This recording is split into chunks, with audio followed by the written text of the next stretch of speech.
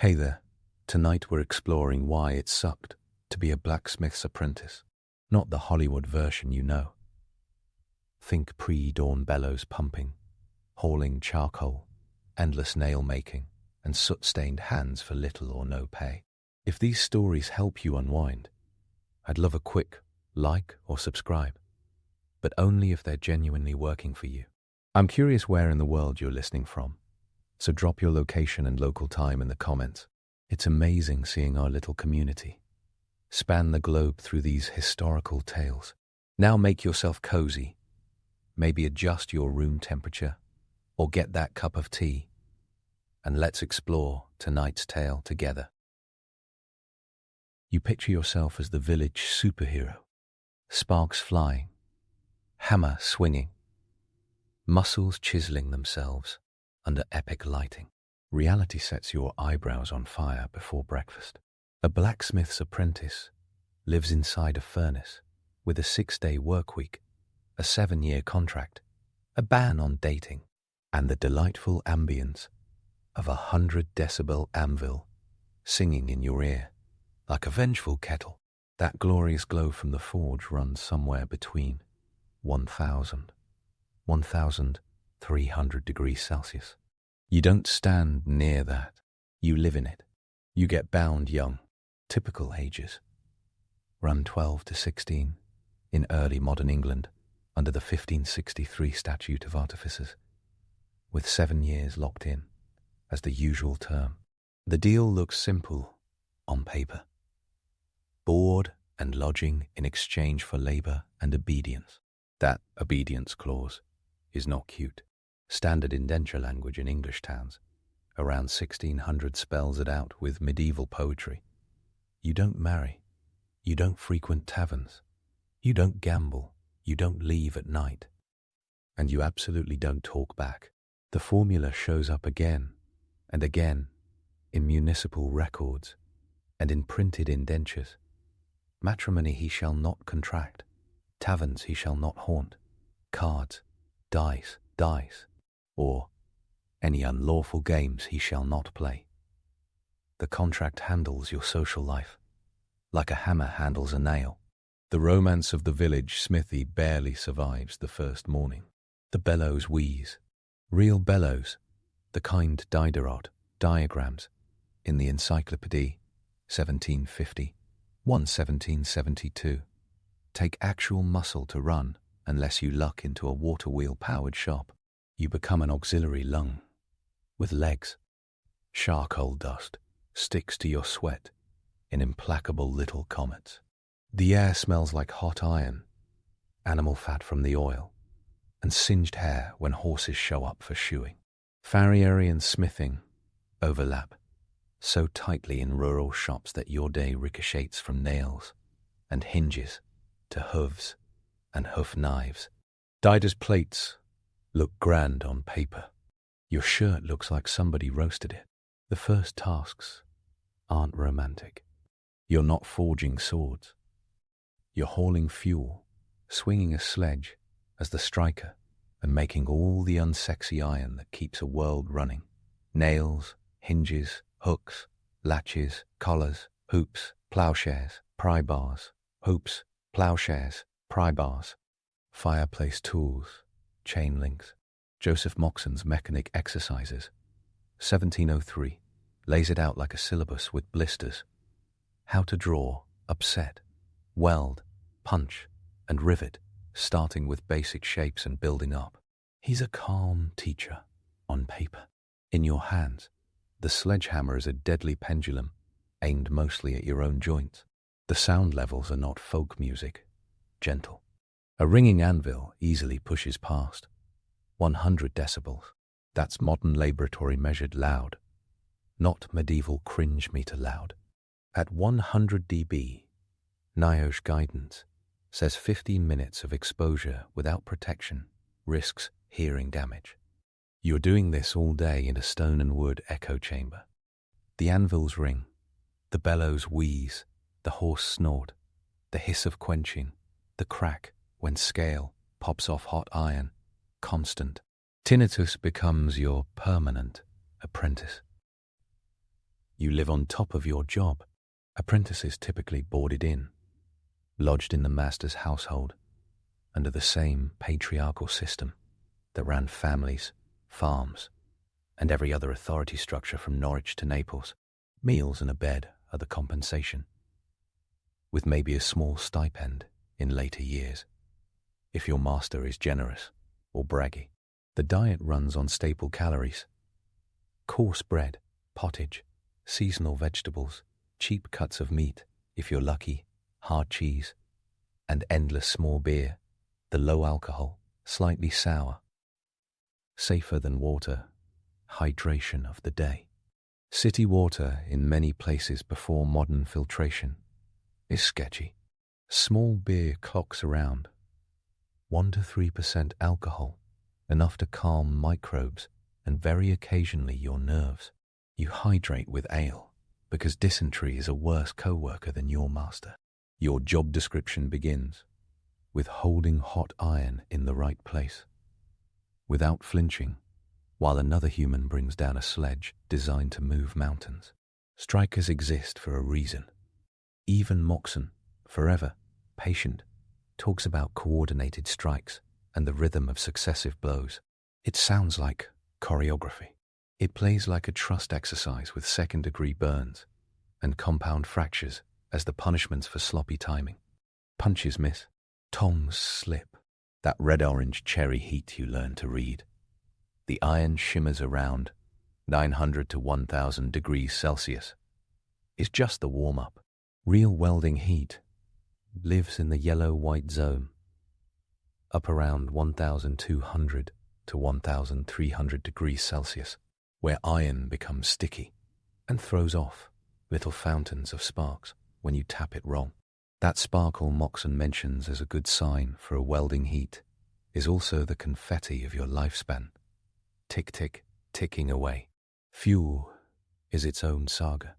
Charcoal rules Europe's forges for centuries because it burns clean and hot, and it was the only game in town as long as forests stayed cooperative.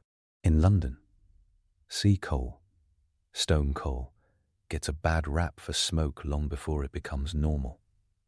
Medieval authorities fine people for using it in town because it stinks. Coal and coke creep into blacksmithing more in the 17th and 18th centuries as deforestation makes charcoal expensive and iron demands spike. Coke solves the sulfur problem that plagues raw coal. Sulfur makes iron hot short, crumbling at forging heat, but your lungs never sign off on the plan. Even charcoal, clean by comparison, loads the shop with carbon monoxide if ventilation is poor. Headaches and dizziness follow you, like a bellows boy with asthma. The forge is cozy the way a volcano is cozy. Myth meets anvil face first when it hits the romance of craftsmanship. You get told about the village smith as a pillar of the community. The strong man, the secret keeper, the swarthy wizard who knows metal's moods. That story holds just enough truth to be seductive. Plenty of smiths carry status. Villages need you for everything with a hinge. But status doesn't automatically mean comfort. Wages vary by region and by century. And your early years pay mostly in experience and food. In 18th century English towns, a journeyman smith can do decently in peak seasons. Think shillings a day in the ballpark of other skilled trades. But you aren't seeing most of that while bound. Getting to master status takes cash and connections. Entry fees to the guild if your town runs on guilds. Proof of skill pieces in German Zunft cities. Ritual masterpieces, and enough capital to buy or inherit a shop with anvil, tongs, swages, fullers, hardy tools, a decent vise, bellows, and stock. The tool list looks short until you price it in 1700s money. Even a basic anvil clocks in at dozens of kilograms of carefully forged and welded iron. A 100-200 kilograms anvil is perfectly normal, and it doesn't grow on trees. The tree in this story is you. The legal side makes the drudgery official. The Statute of Artificers in England cements 7-year apprentices as the standard for trades, backed by justices of the peace who can punish runaways and mediate disputes. Town ordinances in Paris, Augsburg, and other guild-heavy places write similar expectations into their statutes. You find runaway apprentice notices splashed across 18th century newspapers in Britain and the American colonies. Pennsylvania Gazette ads sometimes list rewards for blacksmith lads who absconded, complete with physical descriptions and stolen clothing. The print culture of shame makes your options clear. Endure, negotiate, or become a tiny wanted poster in a column next to the lost horse. Your workday length expands and contracts with daylight and the calendar. Seasonal rhythms matter before precise in industrial time disciplines take over in the 19th century. In summer, you work early to late with short meal breaks. In winter, slightly shorter, because daylight and raw temperatures fight your fingers. Even so, pre-industrial Europe is not a paradise of free afternoons. Labour historians like E.P. Thompson show a pattern of long days, punctuated by saints' days and local festivals. Some relief, yes, but not enough to save your shoulders. Farriers and village smiths ride the rhythms of the agricultural year. Spring and fall surge with plough repair, horseshoes and cart hardware. The rest of the year simmers. Injury is baked in. The forge door opens to a gallery of preventable catastrophes that no one prevents. Your apron is leather, because cloth catches fire like it owes the blaze money. Gloves get used sparingly, because you need finger feel, so burns and blisters become a daily dialect. Scale, the flakes of iron oxide that explode off hot metal, hits your skin like tiny shrapnel and finds your eyes with criminal accuracy. Eye injuries show up, non-stop, in early modern medical casebooks. The smithy is a factory for them. Cataracts creep up faster, under constant infrared heat. It's well documented among glass workers and furnace men, and smiths share the glow bath. Hearing loss accumulates invisibly, and then come the big ones. Crushed toes under a falling bar, smashed knuckles when the striker misses by a hair, fractures from swinging 10-pound sledges at head height for hours, over and over, years in a row. Modern ergonomic studies give names to it. Lateral epicondylitis, rotator cuff tears, carpal tunnel, but your master calls it getting on with it. Health hazards slide in sideways, too. Dust and smoke load your lungs. Blacksmiths aren't miners, but anthracosis, the slow blackening of lung tissue with carbon, doesn't check your job title. Case hardening and tempering involve chemicals beyond good, honest fire. The classic pack carburizing, stuffing low-carbon iron into a sealed box with bone, leather scraps, and charcoal and baking it to add carbon fills the shop with organic fumes when you open it. Quenching baths can be water, brine or oil. Oil quench means vapor clouds, and the occasional exciting flare if you drop a piece too hot. Zinc fumes become a 19th century curse when galvanized sheet creeps into the workshop. Metal fume fever is not a romantic fever. Lead and arsenic tag along in solder and pigments in some periods and places. You become a test animal in a chemistry class your master never took. The instructions in Theophilus's 12th century Treatise de Diversis Artibus, or Agricola's 1556 De Re Metallica, assume you'll deal with heat, smoke, and metal with nothing but common sense and tough skin. The safety section is a shrug. The big myth that trips over itself is the sword thing. Crowds love smiths who make blades. Blades exist. Some shops specialize, but most blacksmithing has nothing to do with swords. especially outside the boom times for war. War contracts. Go to larger ironworks or specialized sword cutlers in places like Solingen or Toledo. Your village shop forges hinge straps, not rapiers for noble duels. Diderot's entries on cutlers show a different micro-world with grinding, polishing, and tempering lines that look like proto-factories. You absolutely admire blades. You do not spend 7 years on nothing but swords, unless you get very lucky or very connected. Your daily payoff is a hinge that actually swings. The social rules hit as hard as the hammer. Masters have legal authority that overlaps with parental rights, and apprentices are minors in nearly every way except workload. Beatings happen. Courts in London and provincial towns hear abuse cases. Old Bailey records in the 18th century include masters prosecuted for brutal treatment. It's not universal sadism, but the power imbalance lives in every decision, from food portions to work assignments, to whether you get an afternoon to go hear a sermon on St. Clement's Day, the Smiths' half-adopted feast. The domestic hierarchy is ancient. Your only recourse lives with the guild elders, the local justice, or a desperate sprint for the road. Travel isn't dream holiday stuff. In German-speaking lands, the journeyman, Wanderschaft, journeying years, kicks in after apprenticeship trademarks of the guild system that include actual wandering stamped papers, a walking staff, bad shoes, and a portable hunger you feed in inns that smell like boiled cabbage. Compagnonnage in France builds a similar structure. Networks, rituals, and a wary fraternity. Getting to that stage is the prize. Getting stuck outside it means you age into a non-master dependent, forever working on someone else's anvil.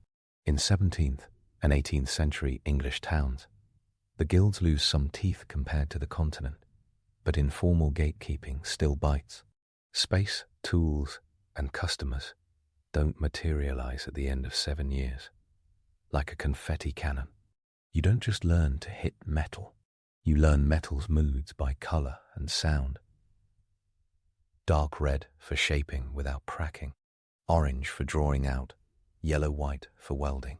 Steel complicates everything. Wrought iron is fibrous, forgiving, low carbon.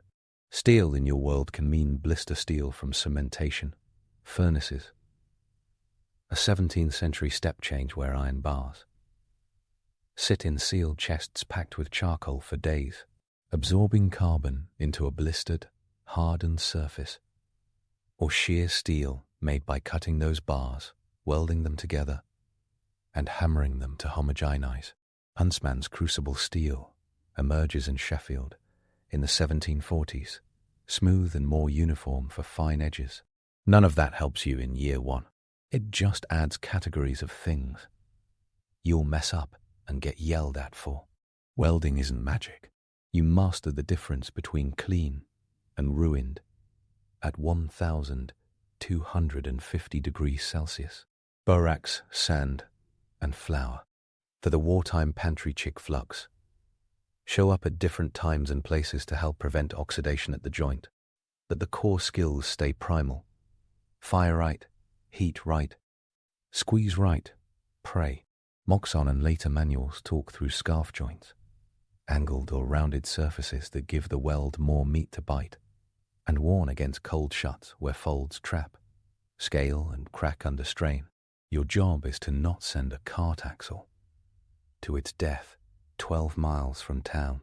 Failure is public. Badly made hardware tells on you when it snaps in front of witnesses. The shop's rhythm lives around the anvil and the vise. Tools expand as your skill does. Tongs for every bar dimension, because you can't hold a 3/8 inches square with tongs made for round. Top tools like fullers and set hammers. Bottom tools that fit the hardy hole. Swage blocks for shaping. Punches and drifts for holes. A leg vise bolted to a post that eats blows instead of transferring them to the bench, a water tub, and sometimes an oil tub. You become a curator of metal shapes, to make other metal shapes, to make other metal shapes to fit wood shapes. Everything you do links to a wheelwright, a cooper, a carpenter, a mason. Horses bring their own misery and money. Hooves stink when you trim them. Hooves stink when you get them right. The iron shoes you make aren't one size fits most if you plan to keep customers. Farrier moves into its own science over time. Guides and manuals split off as vets get professionalized. In the 18th and 19th centuries, but in a 1500s village your shop is still the hoof clinic. Animals kick. You learn to dodge at the same time you learn to rasp. The smell of burnt horn when a hot shoe is fitted stays in your nose for life. Burns get normalized because the forge normalizes suffering. Blistered palms tear open. Heal ugly, harden into callus maps. Scars scatter across your forearms in little white planets, each with a story you don't want to tell. Your clothing wears dignity holes. Aprons are patched, sleeves are ragged, linsey-woolsey shirts slurp sweat. Fashion isn't absent. Apprentices in cities still care how they look on Sundays, but weekdays leave you with the style of a man on fire. You learn secrecy and sharing in a weird dance. The legend of the trade secret didn't come from nothing. Techniques for tempering, welding, and cheat fixes for brittle odd lot of iron might be guarded family tricks in some shops. Safeguards against a neighbor peeling your customers. Diderot tries to democratize knowledge by publishing giant encyclopedia articles showing tools and processes. That Enlightenment move scales up what you can learn on paper, but practical talent stays personal. Your hands have to discover the difference between blister steel that takes a spring temper and wrought that tears if you quench it too eagerly. The only way to discover it is to ruin material and get scolded. The shop politics run constant. Masters handle material procurement, pricing, barter, dealing with customers who want miracles for pennies, and scheduling work so the forge runs hot all day. You do the fetching, the striking, the shaping, the sharpening, the filing, and the sweeping until your back mutinies. The phrase, learning on the file, says everything. You fix your forging mistakes with hours at the vise, hand filing to square corners and remove lumps that your hammer should have prevented. Filing is slow. Filing is humbling. Filing is compulsory. Religious calendars provide tiny islands of mercy and new opportunities for exhaustion.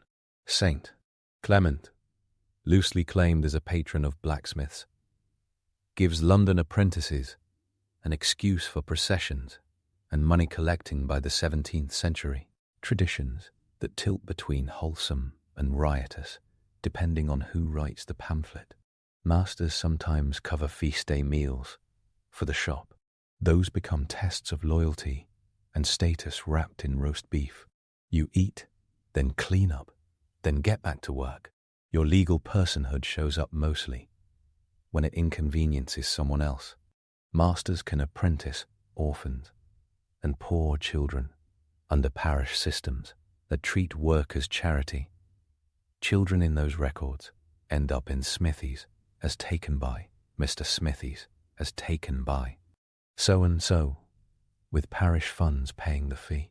That history braids into a darker, one-enslaved blacksmiths in the Atlantic world.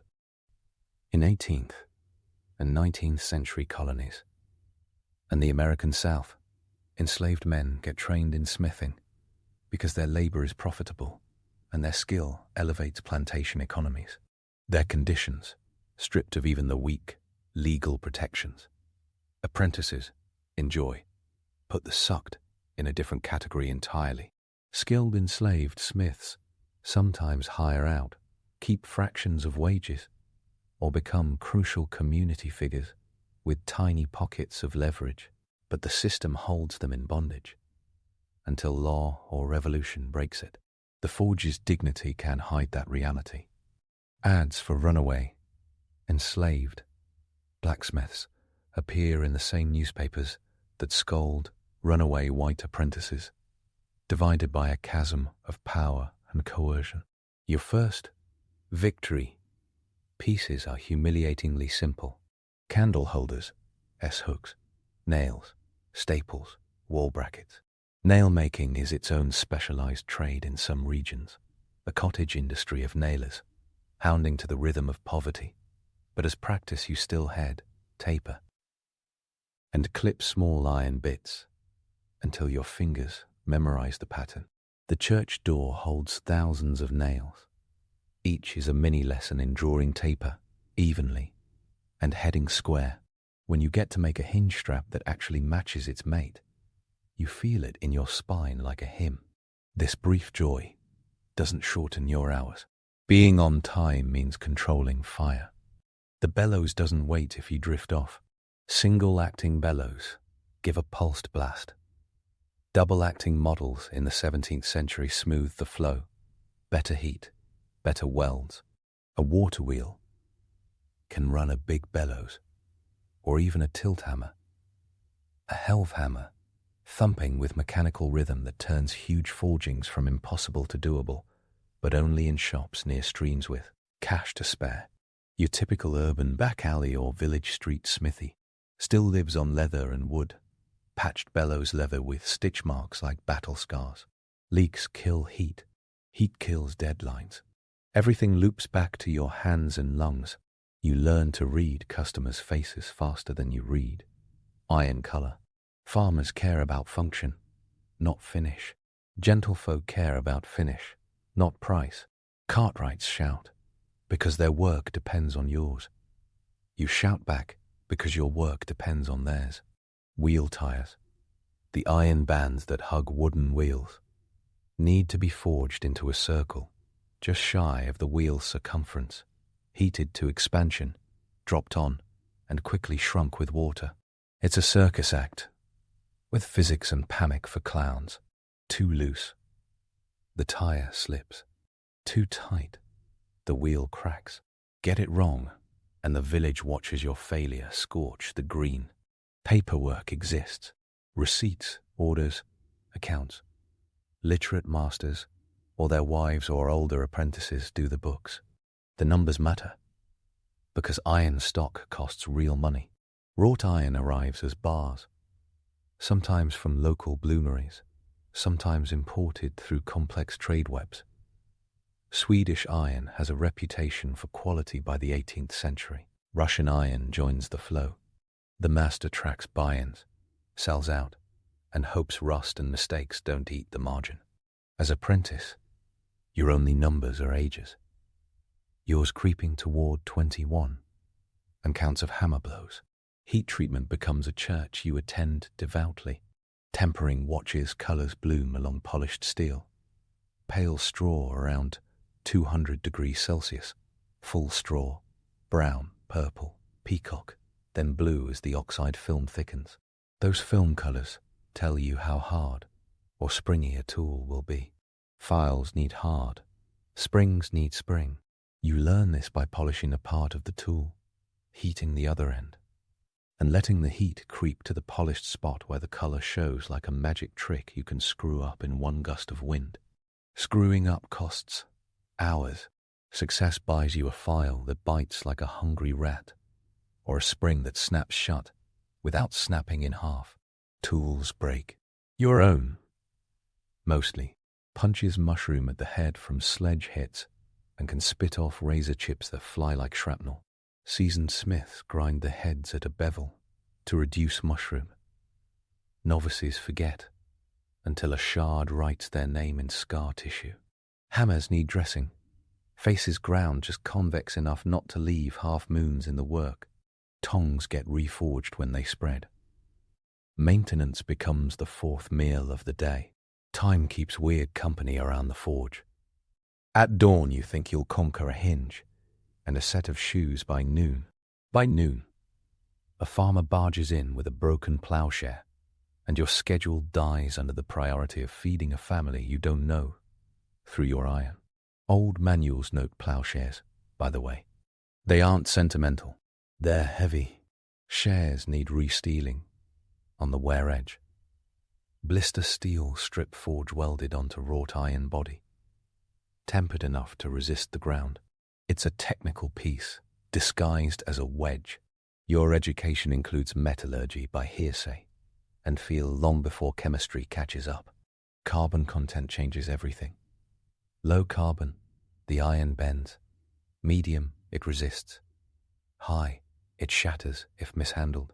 Cementation furnaces, those long sealed troughs heating iron bars with charcoal for a week or more, mark a macro shift in how Europe thinks about steel around the 17th century. You feel the result at the vise. Better steel means better springs, better knives, smoother files, fewer prayers. Much later, Bessemer and open hearth will flood the world with uniform steel in the 19th century. But as an apprentice in 1600 or 1700, you smirk at the idea of uniformity and go back to interpreting colours like a sommelier with soot in his nose. The shop's class system hides in plain sight. The master takes money and credit. The journeyman gets wages. You get training, a bed, and a list of prohibitions. That list includes sex. Indentures in London and provincial towns are explicit about celibacy and fornication. Not because moral panic fails to thrive elsewhere, but because apprentices who marry become someone else's economic problem. Marriage requires setting up a household. Households require income. Income is not what apprentices have.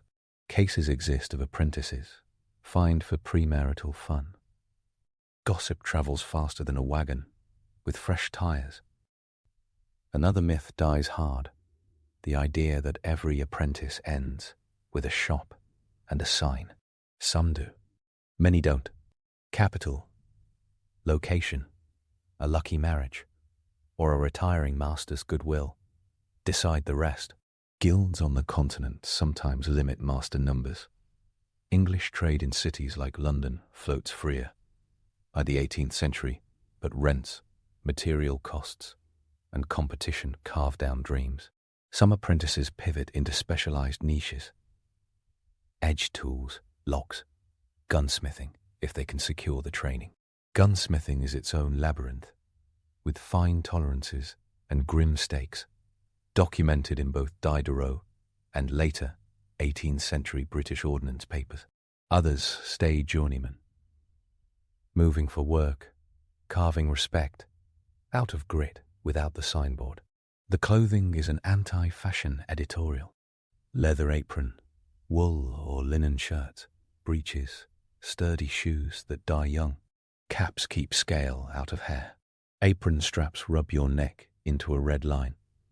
Some shops adopt goggles. In the 19th century, when industrial lenses become practical. Before that, eyes go naked or get a crude visor.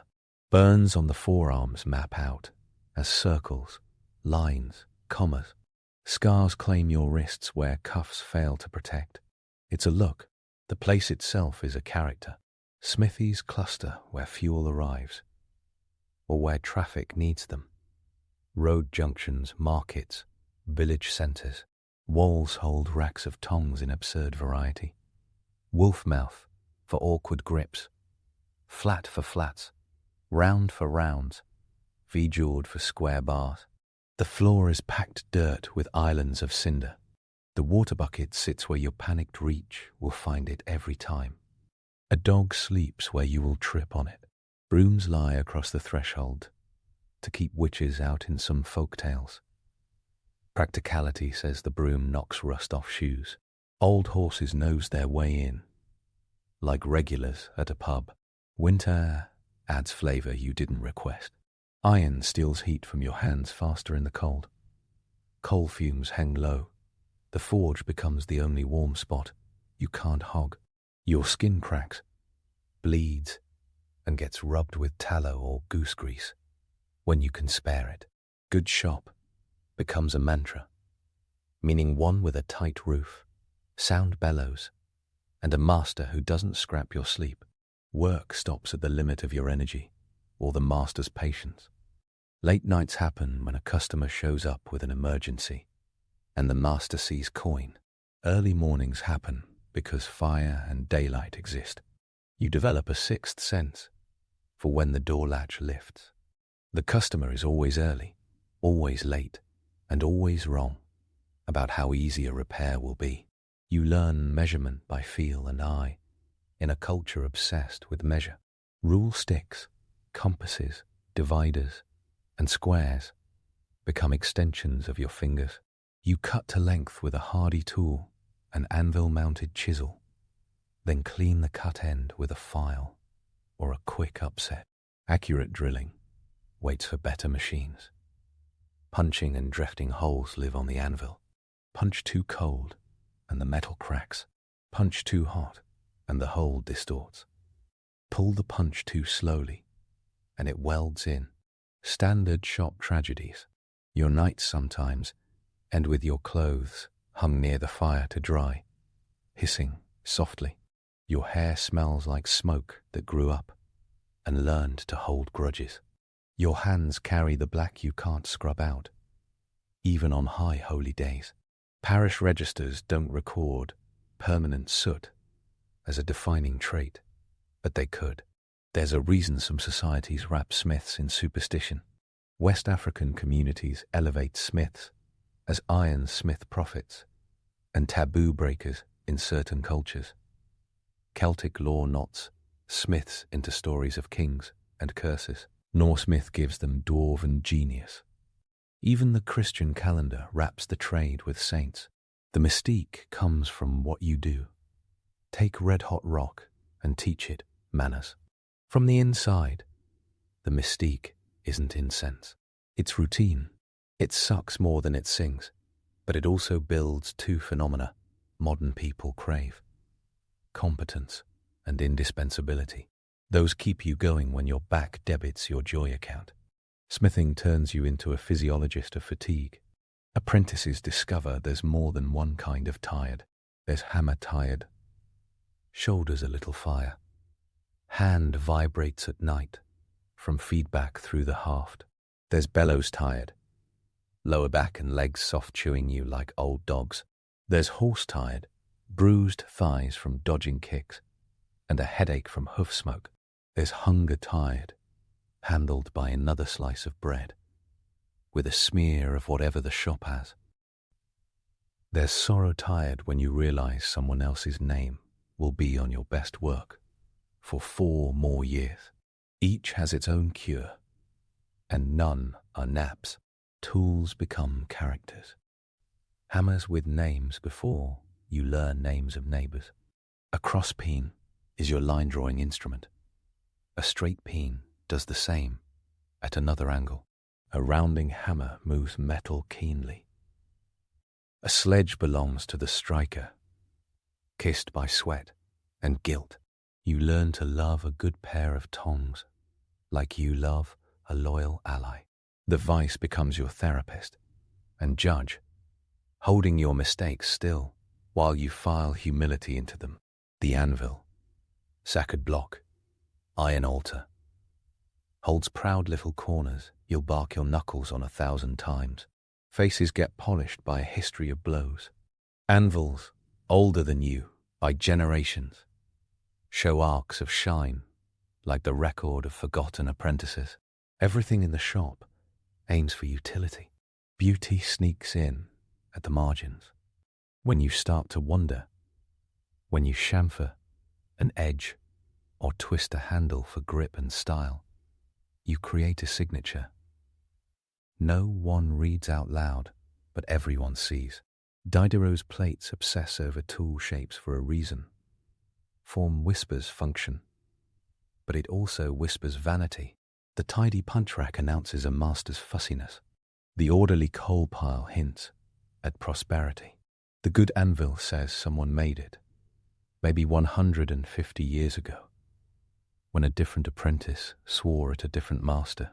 Life outside the shop doesn't stop just because your fingers can't unclench. Markets roll on, Harvests fail. Wars demand iron. Governments tax. Parish overseers nose into households. Fires take whole blocks in wooden cities.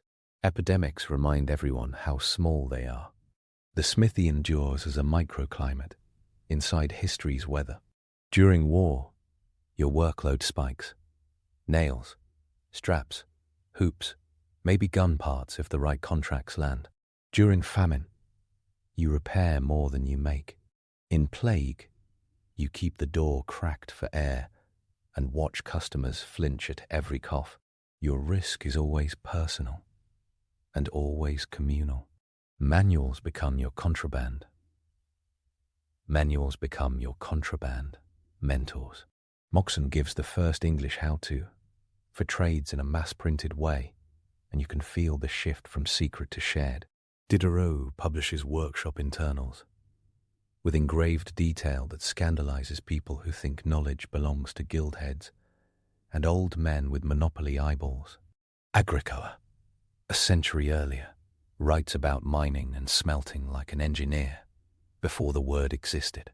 Theophilus writes about arts like someone who still thinks God runs outcomes and technique is a hymn.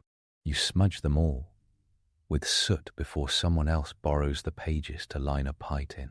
Books circulate like rumor in shops that barely see newspapers. The bodily toll checks in around age 30 with the grace of a falling bar. Knees click, elbows grind, shoulders wake you up at night. You start favoring the side and build asymmetries that become painscapes. No one teaches you stretching in 1600. Your stretching is picking up the sledge slower. The elderly smith in town moves like a creaky hinge. His skill sits in his eyes while his arms negotiate truce. You recognize your future and get back to work anyway. Money drama never leaves. The master juggles accounts. You juggles accounts. You juggle fatigue. Payment in kind shows up. A sack of wheat, a side of bacon, a promise. Coin is nicer, and coin is scarce. Laws against usury and moral panic about interest swirl in the background, while every craftsman runs tiny credit schemes to keep customers from vanishing. The ledger is half cash, half faith. The margin of error is thin enough to shave with. Some days, everything sings. Heat perfect. Welds true. The striker in rhythm, like a drummer who knows you. The horse patient.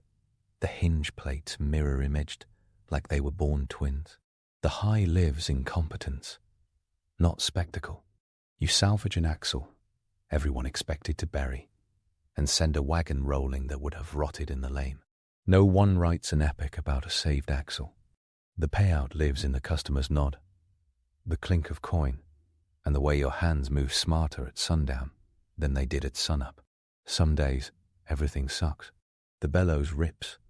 The coal is half slate.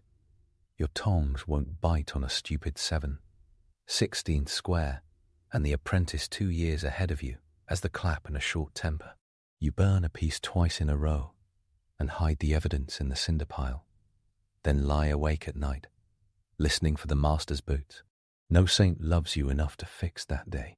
You learn how to organize life around heat cycles. Get the next piece in while you're filing this one. Slap oil on that before it rusts. Use the dull interval of a slow quench to sweep. A shop that hums feels like a beehive. You become a timekeeper without a clock. Counting hammer heats like a drummer counts bars. You can tell when noon arrives because your stomach speaks louder than the anvil. Your entire social network lives within 2 blocks and on the road between your bench and the market. Networking is drinking small beer with the cooper and haggling with the cartwright and noticing which farmer pays cash and which pays in gossip.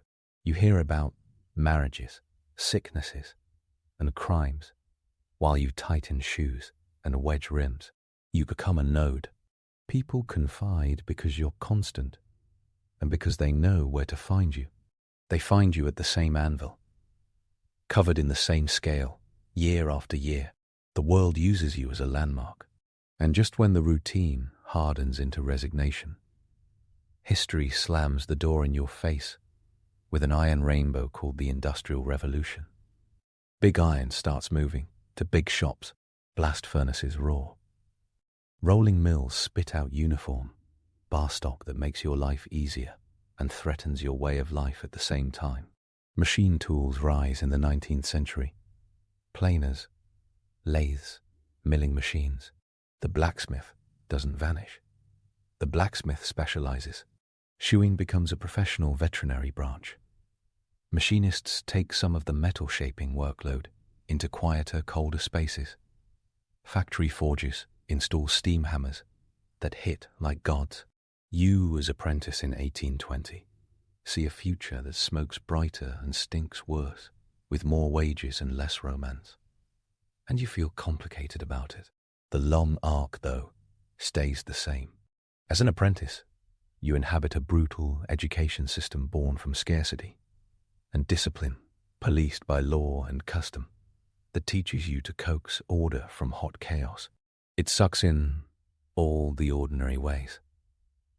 Long hours, low status, danger, and in particular ways, legal constraints on your body and behavior, employers with Old Testament rights over your life, a workplace designed by fire, for fire.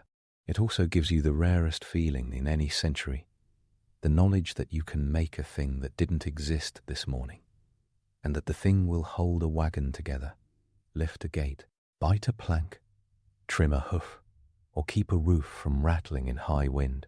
Every treatise that ever tried to capture your world proves the point. Theophilus, writing around 1100, instructions like prayers. Agricola, mid-1500s, method like geometry. Moxon, 1703, the first English how-to manual for trades, because someone finally thought the work deserved prose. Diderot, mid-1700s, immortalizing tools and gestures with a printing press. They all aim to show what you live: heat, rhythm, patience, and the stubborn truth. The craft is mostly repetition, with brief flashes of transcendent control. So you grind your teeth, file your corners, and survive your 7 years. You master the glow of the bar, the bounce of the anvil, the snap of a good spring, the hush when a weld takes. You learn to make a living in a place that eats lives, to steal pride out of a process that never claps for you. It sucked. It absolutely sucked. And it left behind iron that still works, centuries later, holding old doors on old hinges that whine like violas when the wind changes. That sound is your biography. The rest of the world occasionally glances back through romantic fog and calls your life heroic. The shop has other names: necessary, filthy, loud, aching, disciplined, skilled, and real. History remembers heroes, but it rides on hinges. You build the hinges. You always did. And now, let's continue with our next story. The expansion of the Umayyad Caliphate. A desert-born dynasty raced from the Atlantic to the Indus in roughly half a century and somehow made it look like a corporate rollout. The part that turns heads isn't just the speed, it's the method. Real conquest didn't ride, only on Arabian stallions. It arrived with tax ledgers, postal routes, and peace treaties signed in cities that still smelled like Byzantine ink. It felt like an unstoppable wave. It was actually a high-wire act of logistics, deals with local elites, and a brutal learning curve that eventually snapped back. The story begins in 6061, when Umayyad ibn Abi Sufyan, a veteran governor of Syria and a shrewder CEO than most medieval rulers, took the caliphal office in Damascus. Rather than bless the past and hope, he audited the whole empire.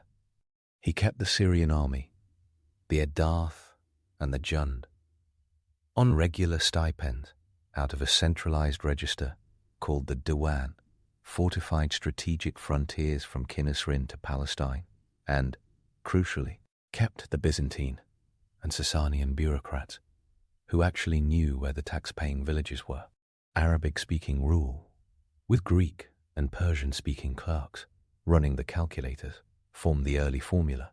The early Umayyad state looked less like a messianic movement and more like an aggressive regional power that understood payroll. From day one, expansion wasn't just cavalry thundering into sunsets. It was also a navy sliding across the Mediterranean, like a low-cost carrier with spears. Muawiyah bankroll shipyards at Acre, Tyre, and Damietta, building a fleet that could contest the sea lanes Byzantium, once treated like a private driveway. The first big maritime test came before his official reign.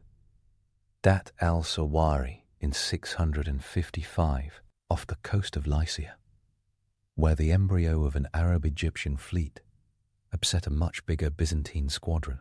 After 661, those sails kept appearing, hassling Cyprus, Rhodes, and Sicily, and punching through the psychology that Rome's heirs ruled the sea by default. The Umayyads had found the empires on switch.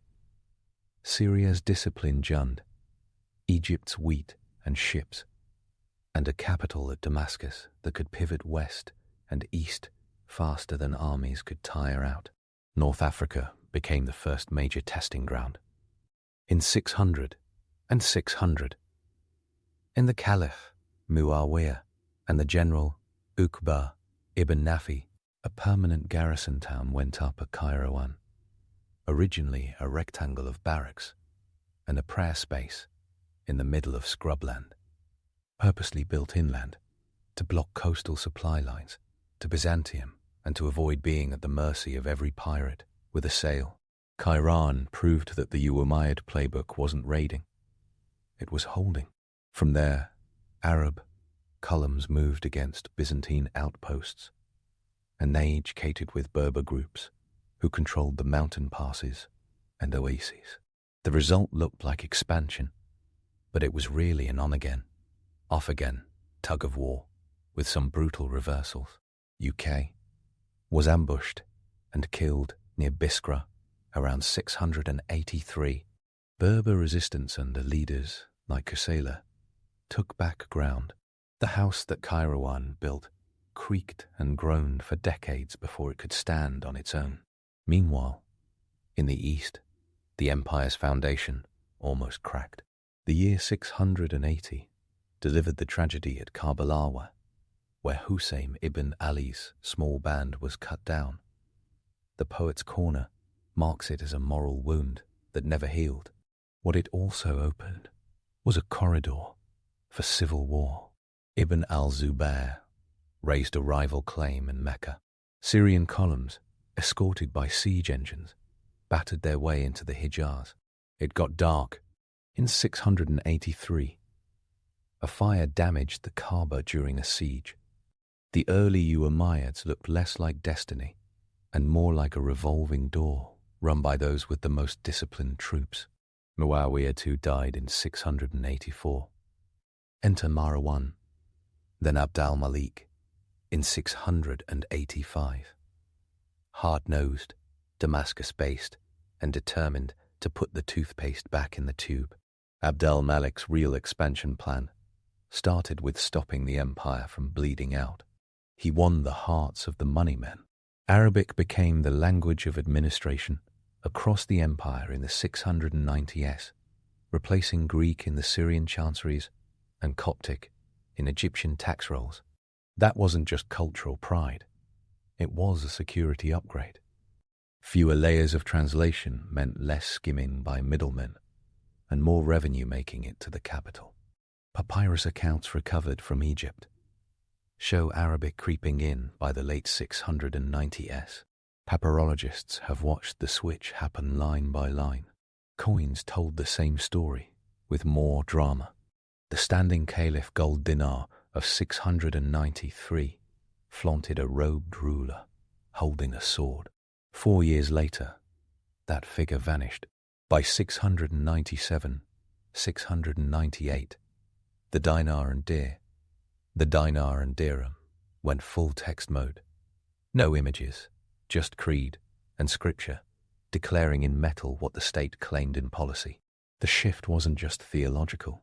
Standardized coinage let soldiers in Ifriqiya and Khorasan get paid in identical money, which kept a sprawling army from turning into a patchwork of IOUs and revolts. He also bet on a man whose name still makes governors flinch. Al-Hajjaj ibn Yusuf. Brutal, yes. Effective, painfully so. From Iraq, Hajjaj caged Kufa and Basra's unruly garrisons, pounded a devastating rebellion at Dar al-Jamah in 701, and shipped veterans east where their energy could be burned on conquest instead of riots. That pipeline, Syrian command at the center, Iraqi muscle to the east, pushed the frontier to the Oxus and the Indus. The empire started acting like one thing again. In the west, the last gasp of Roman North Africa croaked in 698. The Umayyad general Assassin ibn al-Numan assaulted Carthage, wrestled it back from a brief Byzantine recapture, and you start to wonder, and leveled it so completely that the city never recovered as a Mediterranean power. Chroniclers later folded Berber stories of Al-Qaina, a feared seer queen who rallied the mountains into the sweep of resistance. The details have that campfire legend glow, but the gist is sound. North Africa didn't fall like a city wall under sapper picks. It shifted through a long, pitched fight, with short-lived Umayyad garrisons pushed out and then restored. When Carthage finally fell for good, the sea gate opened to the western Maghreb, and beyond it, the Strait of Gibraltar. Abd al-Malik died in 705, having rebottled the civil war and rewired the financing. Then his son al-Walid. I took the engine he inherited and hit the accelerator. The period from 705 to 715 reads like a highlight reel where every line is a conquest. On the far eastern frontier, Qutayba ibn Muslim al-Bahili turned Khorasan into a launchpad for Central Asia. His campaigns broke through Bukhara in 700 and 709, pulled Samarkand into the tax orbit by 712, and nudged on to Khwarazm. The cities had monumental walls and centuries of Silk Road swagger, but they also had rival elites. Qutayba leaned hard on a strategy that looked like a merger and acquisition manual. Prestiged raids, selective terror, tax relief to collaborators, and forced lifting of local notables into Umayyad-friendly posts. Arabic chronicles like Al-Tabariz and Al-Baladari's remember both the blood and the bargaining. The archaeology of coins in Sogdian hordes adds the price tag. These were not clean captures. They were negotiated traps. The frontier stabilized only when Transoxiana kept its local classes in place, under a heavy, new tax deal. On the southeast coast, down the Arabian Sea, Muhammad ibn al-Qasim marched into Sind in 711 under orders from Hajjaj. A later Indo-Persian romance blames it on pirates raiding a shipload of orphans and gifts for the governor. The official correspondence, recorded by al-Baladhuri, simply shows a commander following directives to break a resistant coastal polity, exploit its ports, and clamp the Indus Delta into the trade network. He took Dabal, pressed up the river, beat Raja Dahir near the Indus around 712, and negotiated the standard Umayyad kit with city after city, surrender levies, protection for their temples and communities as dhimmis, and a tax regime that looked heavy but predictable. He was recalled 2 years later when Hajjaj died and palace intrigue went sideways, but the footprint stayed. The Indus Basin did not flip to Islam overnight. Its fiscal subordination and garrisons plugged it into an empire that now spanned from the Atlantic surf to the Indus floodplains. A second prong drove into the Caucasus. Umayyad forces pressed north to Derbent, the Caspian Gate, and tangled with the Khazars, steppe sluggers with iron discipline and strategic timing. They were not impressed by Damascus' claim to destiny. They were impressed by good horses and strong fortifications, and punched south at Ardabil in 730, killing the Umayyad general Al-Jarrahs, Al-Ghakami, and jolting the frontier. The Caucasus became an expensive treadmill. It drained blood and money while paying in prestige and headaches. The main westward headline glows in neon. In 711, a Berber heavy force under Arik ibn Ziyad crossed the narrow band of sea between Tangier and the Iberian Peninsula, using a handful of transports. His initial strike force likely numbered around 7,000 men. Reinforcements under Musa ibn Nusair swelled the campaign to maybe 10,000, 15,000. The Visigothic kingdom had been chewing itself apart with civil war. A factional struggle after the death of King Witiza left Roderick distracted and short on loyal levies. In July 711, near a river the Arabic sources call Wadi Lekka, likely the Guadalete, Roderick's army broke. The Chronicle of 700 and the Chronicle of 754, a Latin source written close to the events, describes the rout with horror and a survivor's precision. Toledo fell.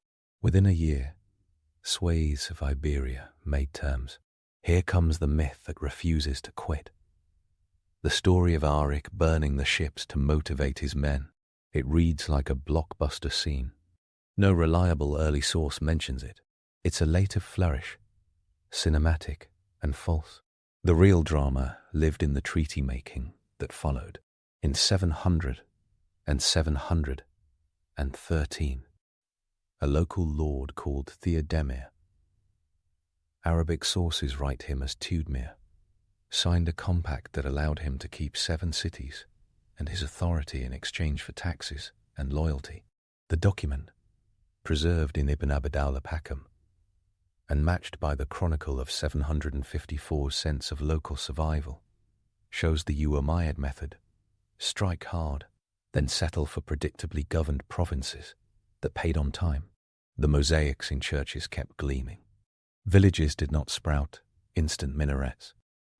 Islamic rulership arrived first as a change in the sign on the tax office and garrisons near the crossing points. By 719, Muslim garrisons pressed over the Pyrenees into Septimania, snatching Narbonne.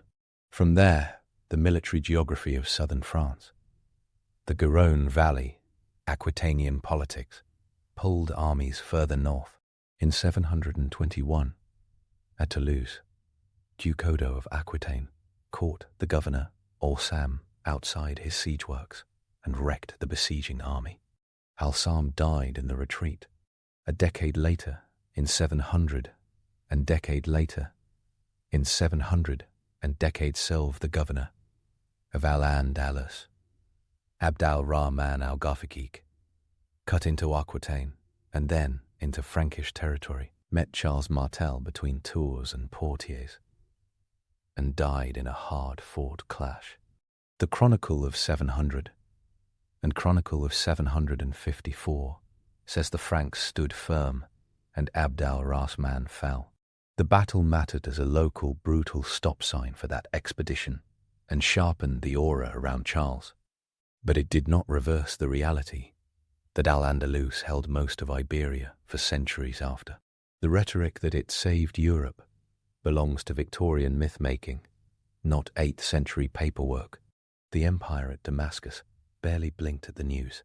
The East, not the Loire Valley, ate the caliph's attention. Between big arrows on maps, the Umayyad state worked like an organization committed to weaponized routine. Every new province slotted into a system that looked something like this. A governor with military and civil authority arrived, often a relative or a client of the ruling clan. The nepotism wasn't subtle. It was power management in a world where tribal loyalty could crash a state faster than foreign invasion. Local tax structures stayed in place. Byzantine charts in Greek, Sasanian registers in Middle Persian, and Coptic land surveys didn't get thrown away. They got translated, gradually, under Abd al-Malik's reforms. Arabic stamps and official seals replaced older ones. Money flowed along the same canals to a new capital. Arab garrisons, the Jund, remained in their own quarters outside major cities. This preserved an elite fighting caste and limited intermixing that could complicate chain of command. Fustat in Egypt, Kufa and Basra in Iraq, Kairon in Ifriqiya, Merv in Khorasan.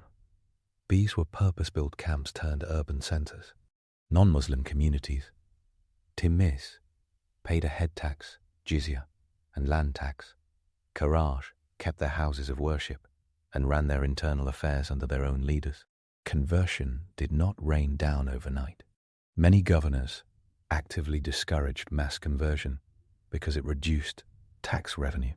Under Umayyad II, 717-720, a conscientious objector to that practice, converts were in principle supposed to be relieved of the jizya.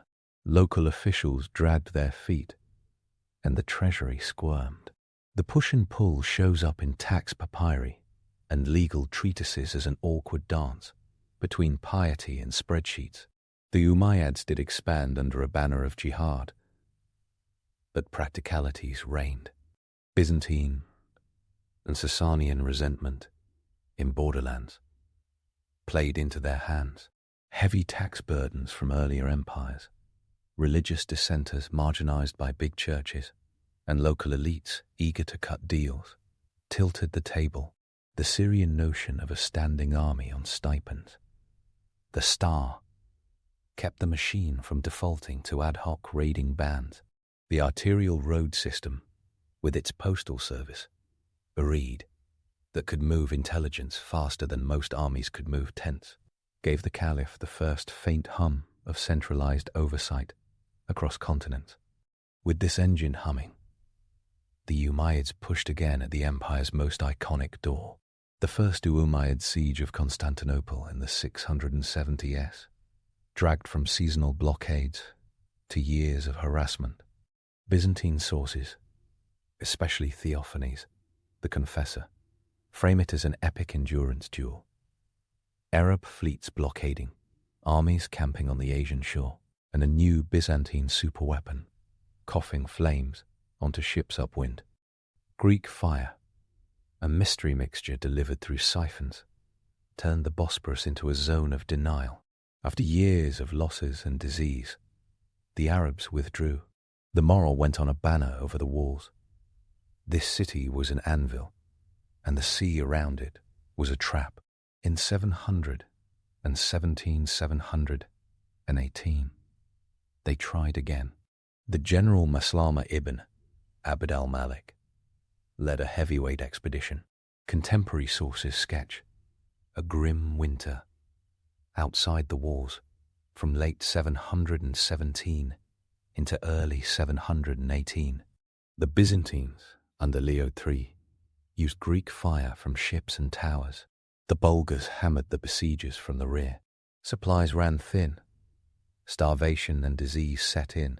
When spring arrived, the fleet was chewed up, the army emaciated, and the city unbroken. The siege ended in disaster. This mattered. A generation later, the Umayyads could still raid Anatolia, but the prospect of toppling Constantinople, of punching a hole into Europe's heart, faded as a practical option. Maps that draw an arrow to Vienna skip actual logistics. Back in the east, and under Hisham, 724-743, the frontiers sobered up.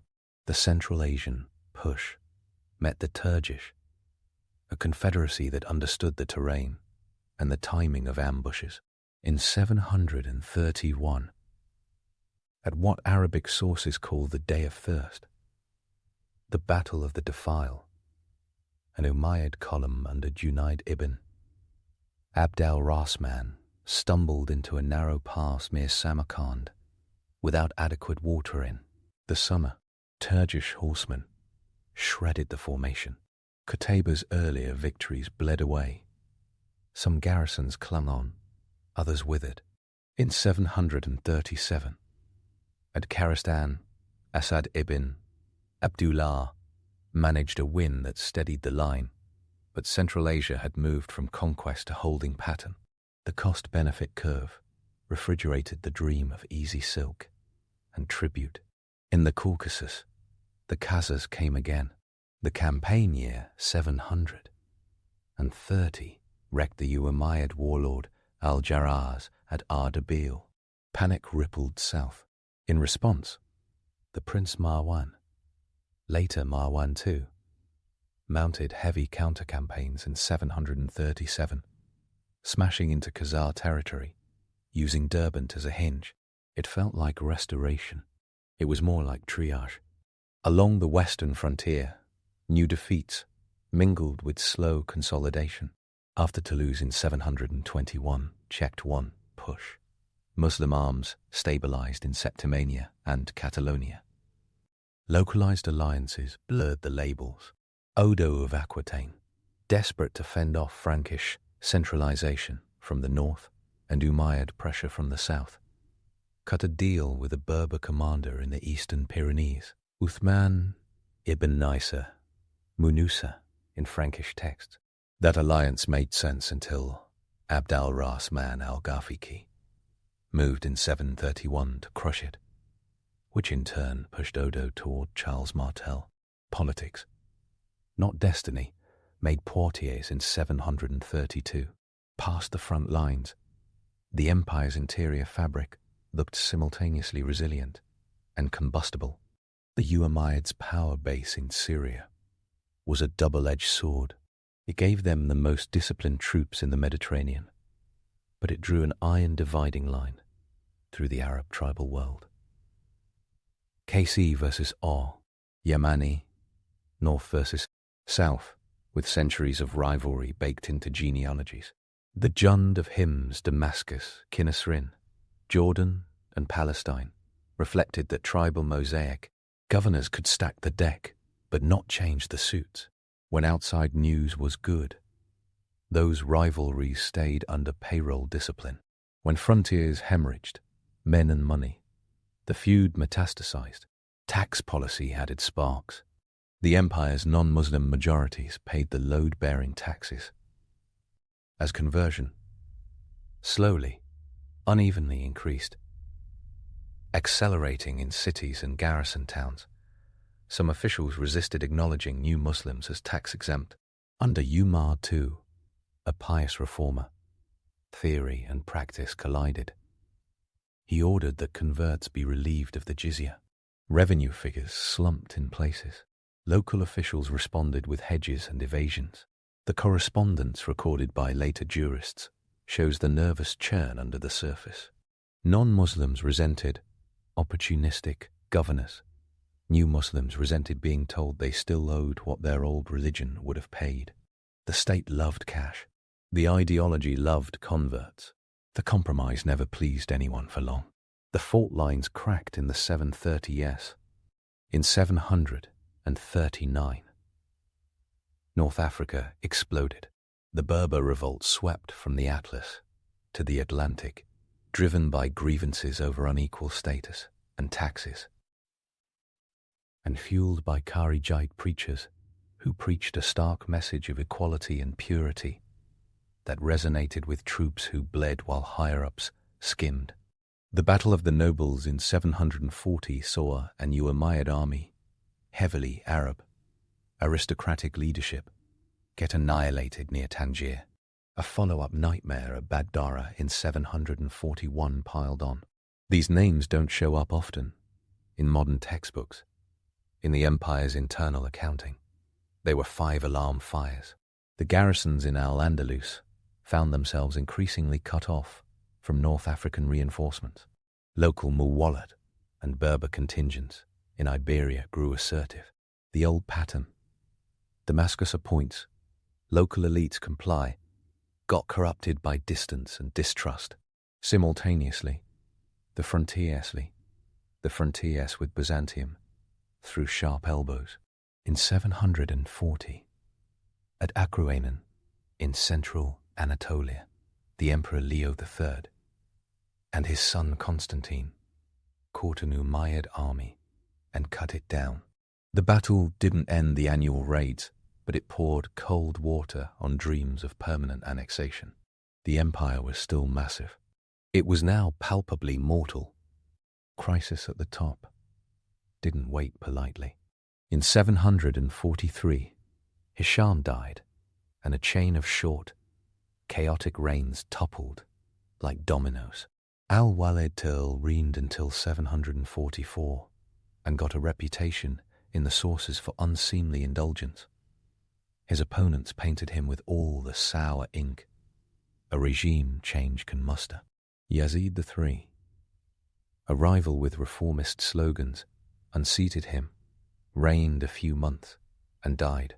Ibrahim briefly followed and evaporated. Marwan II, the skilled northern warlord of Khazarian fame, seized control in 744 and moved the capital from Damascus to Asaran to shore, up northern support. That move read like a general anchoring himself to his power base. It also looked like a Damascus-based monarchy, giving up its home court advantage. Every crack in the core signaled opportunity at the edges. In Khorasan, the launchpad for eastern conquests, and a known mess of tribal frond, the Abbasid propaganda machine hummed to life. Black banners appeared. Slogans promised justice for the Prophet's family, tax fairness for new Muslims, and a break from Syrian favoritism. The movement didn't march under one doctrinal flag. It carried a blender of grievances and hopes. The organizer, who put muscle into their slogans, was Abu Muslim, whose name still produces a half-suspicious, half-reverent breath in the sources. Between 747 and 747 and 749, Khorasan's army transformed from a rabble of factions into a sledgehammer. Marwan, too, understood war. He could not be everywhere. He beat down rebels in Syria with KC allies, then turned east. In January 750, at the Great Zab River in northern Iraq, Abbasid forces under Abd Allah ibn Aid broke the Umayyad army. Marathoners and oracles get told not to look back for a reason. The last Umayyad Caliph fled down the Euphrates. Abbasids arrived in Damascus to cheers from factions who hated the ruling clan. The end was brutal. Most of the Umayyad male line was killed. A single prince, Abd al-Rahman ibn Muawiyah, escaped through North Africa to Al-Andalus, where in 756 he built a separate Umayyad emirate in Cordoba. The empire that had grown in Damascus, funded by Syrian stipend, lists, and Cairo's wheat, collapsed with speed that stunned even the victors. And yet, look what remained. Between 661 and 750, the Umayyad Caliphate had driven the frontier from the middle Euphrates to the Atlantic shore, from the Taurus-Zagros corridor to the Indus. At its widest under Al-Walid I, the map covers roughly 11 million square kilometers, a space that dwarfs contemporary empires. Population estimates in that world of incomplete censuses range from 25 to 35 million people. That is not a guess. It is a cautious bracket. Historians like Hugh Kennedy and Fred Donner draw around sources like tax papyri, later geographies, and settlement archaeology. A mind-bending share of that population did not convert during Umayyad rule. In Egypt, Greek and Coptic documents continue far into the 8th century. Christian monastic life thrived under dhimmi arrangements. In Iraq and Iran, Zoroastrians, Christians, and Jews remain majorities deep into the Abbasid period. The transformation was not a switch. It was a dial turning over generations. Some myths die hard. The image of a relentless religious flood, flattening ancient peoples into one culture, feeds modern anxieties and boasts. The receipts tell a more complicated story. The armies moved fast not because they were fanatics with compasses pointed only at Rome, but because their enemies were exhausted, fragmented, and often ready to change masters. If it meant better tax predictability and fewer church politics. Forced conversion, as policy is not supported by the administrative documents. Governors measured men as taxable heads and acres under the plough more than as souls to rescue, and they preferred the full purse. Harsh commanders existed. Systemic state coercion to convert en masse does not show up as a rule. The supposed decisive stop of Islam at Poitiers in 732 becomes a local engagement. In a 32 becomes a local engagement. In a much bigger chess match when the Eastern and African crises are brought back into the frame. The Umayyads had already slammed into their logistical limits at Constantinople and Central Asia. Aquitaine's success plugged one leak while the ship took on water elsewhere. The Arab tribal armies were not a humming, unified nation. They were a coalition of shifting cousinries who needed constant appeasement. The anthem was payroll, what held it all together while the expansion crested with the dull, glorious guts of administration. Coins, standardized to a recognizable weight and message. Roads wired with way stations, moved orders and reports. The Barid carried intelligence and mail. Early caliphs read faster than their enemies moved. The fiscal system matched ancient techniques to new rulers. The old provinces, Syria, Egypt, Iraq, Ifriqiya, Khorasan, remained reality on the ground, even as the map got Islamic megaphone logo stamped across it. What broke it was a math problem. Frontier fighting cost too much. Troops needed to be paid in full and on time. Long-range campaigning bled armies while tribal feuds at home consumed replacement pools. Conversion gradually eroded the tax base if policy followed faith and let converts drop the jizya. When a ruler like Umar II applied the brakes on that cynical policy, administrators panicked. When his successors reimposed hard-nosed practices, new Muslims resented the hypocrisy. Every empire dies of something. The Umayyad version of the illness was a mix of overstretched, internal factionalism and a movement in Khorasan that turned the periphery into a core and the core into a casualty. Under the expansion's shadow, cities changed. Damascus' great mosque of Al-Walid rose between 706 and 715, partly funded, according to chroniclers, by redirecting tax revenues that once gilded Byzantine churches. Its marble, mosaics and vast prayer hall announced an imperial Islam that felt at home in urban grandeur. In 691, 692, the Dome of the Rock in Jerusalem stamped theology into gold and stone, quoting Arabic inscriptions that named Jesus but denies sonship, setting a scriptural frame on a contested hill. These were not only pious acts, they were branding. Arabic became the paperwork of empire. Quranic verses became coin legends. A medieval marketing department had found its font. On the margins, smaller forts, ryebacks, cropped up on the Mediterranean in Ifriqiya, on the Atlantic in the Maghreb, and along the Anatolian frontier. Volunteers rotated into these frontier posts, welding spirituality to border service. The line between soldier and pilgrim blurred in frontier culture. The legend of the early soldiers as saintly border keepers was born in that mix. The reality on many days looked like ration lists, dull watch rotations, and boredom punctured by raids. The Navy mattered more than school maps granted.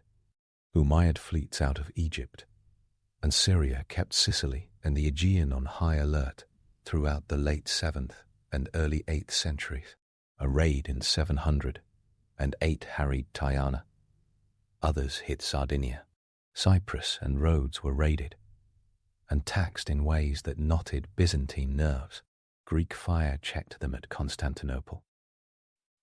Bad weather and overextension checked them at Constantinople. Bad weather and overextension checked them elsewhere. But the fact remains. Mediterranean Christians in the 8th century knew that Arab fleets could show up with alarming regularity. Tax registers had to account for rising coastal defense budgets. Money runs under every battle. Consider a small but telling reform.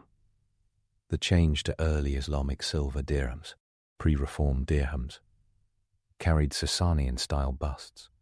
Some even maintained Pahlavi inscriptions.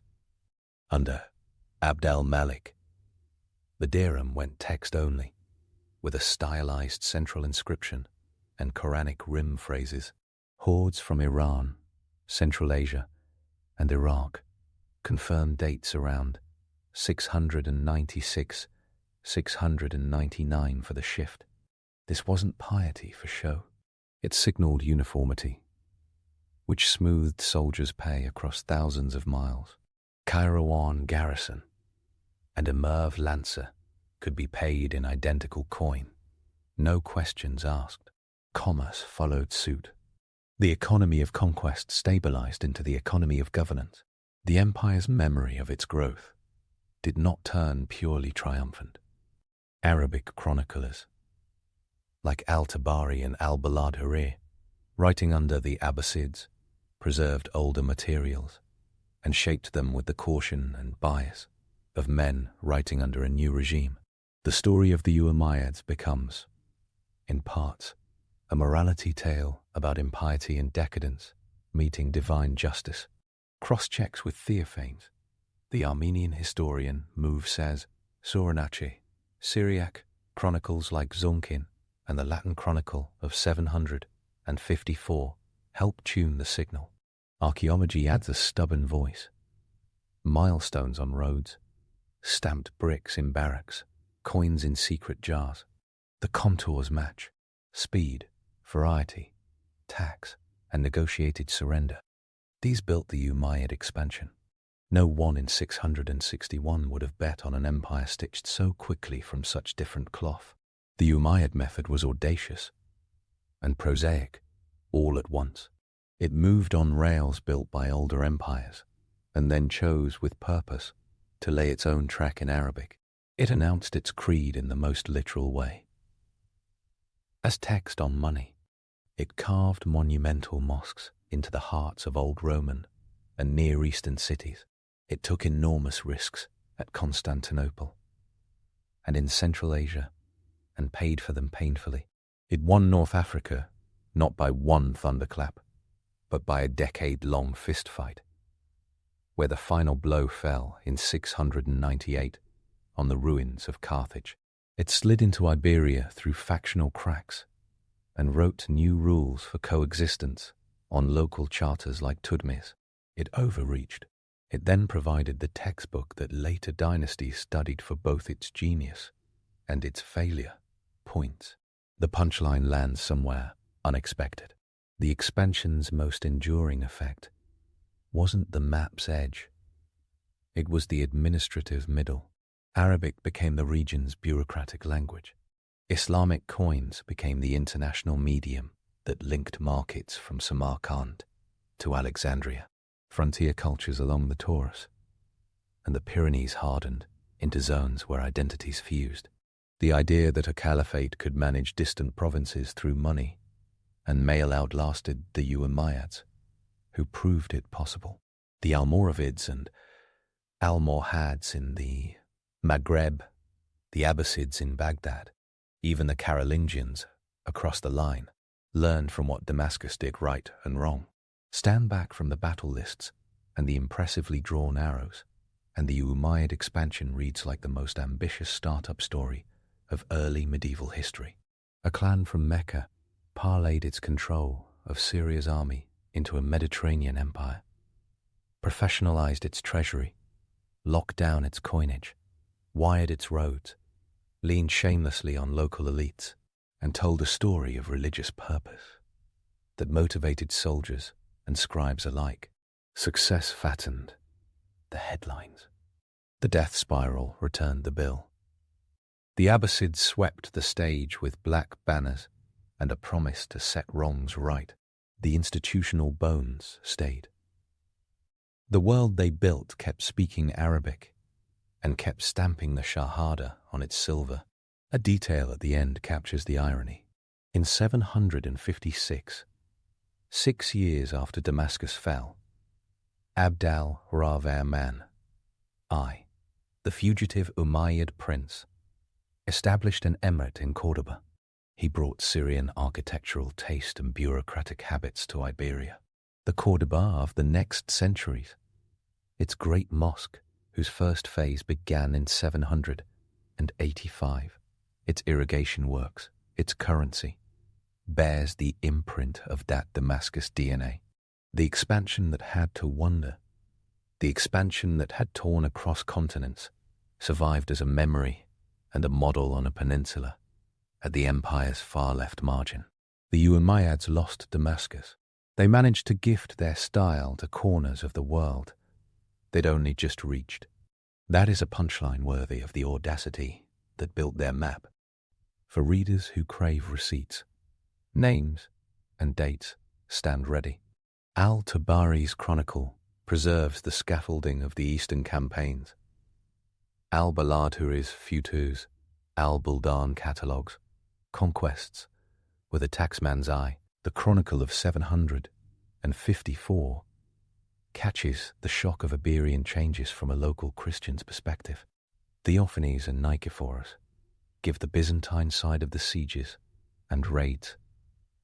Numismatic studies by Michael Bates and others pin down the coinage shift. Papyrological work on Egyptian tax documents traces the language change into the 8th century. Hugh Kennedy's The Great Arab Conquests and Khalid Blankenship's The End of the Jihad State argue persuasively for the fiscal and military limits that snapped the Umayyad bow. The scene comes into focus. This was no blur of anonymous horsemen. It was a state with ledgers and letters riding behind lances. The expansion of the Umayyad Caliphate lives large because it deserves the space. It vaulted a regional movement into an imperial weight class in a single human lifetime. It did that with brilliant logistics, opportunistic diplomacy, and a tax code that still makes historians of late antiquity nod with moody respect. It faltered. Under pressures it had itself amplified. It left behind the infrastructure and the imagination of an empire that the world would keep using long after its banners came down. The swords were sharp. The spreadsheets won the day, just as often. And when the ledger line finally refused to balance, the age of Damascus ended and the age of Baghdad began, carrying forward the rhythms that conquest had set. Moving on, our next tale is titled The Trade Routes of Ancient Carthage, Commerce and Conflict. A Carthaginian sea captain once spotted a rival shadowing his route to the Atlantic Tin Islands and chose the most petty, most on-brand solution for an ancient monopoly. He rammed his own ship into the rocks so the interloper would crash too. The Carthaginian state paid him back for the sunk cargo because safeguarding trade secrets mattered more than one boatload of goods. Strabo records the story, and it lands with the clean snap of a modern non-disclosure agreement enforced by a trireme. This was not a culture that treated commerce as a hobby. This was strategy, layered with law, ships and surveillance, all calibrated around one target: control the routes, control the routes, control the market, control the war. Carthage turns up on the stage around 814 or 813 BC, according to Timaeus of Tauromenium. Archaeology backs an 8th century foundation on the Tunisian coast. The city grew out of Phoenician ties, maritime web, but it didn't just join the network, It hijacked the tools, rerouted the traffic, and then built an operating system on top of the Mediterranean. Markets first, colonies second, and armies when needed. Romans later tried to file this under Punic perfidy, but in economic terms, it reads like a playbook. The real surprise is the scale. Start with the signature skyline. The Cothon, Carthage's double harbour, one outer rectangle for merchants and cargo, one inner circular basin for the fleet, complete with a central island command post that looked like it expected quarterly reports from oars.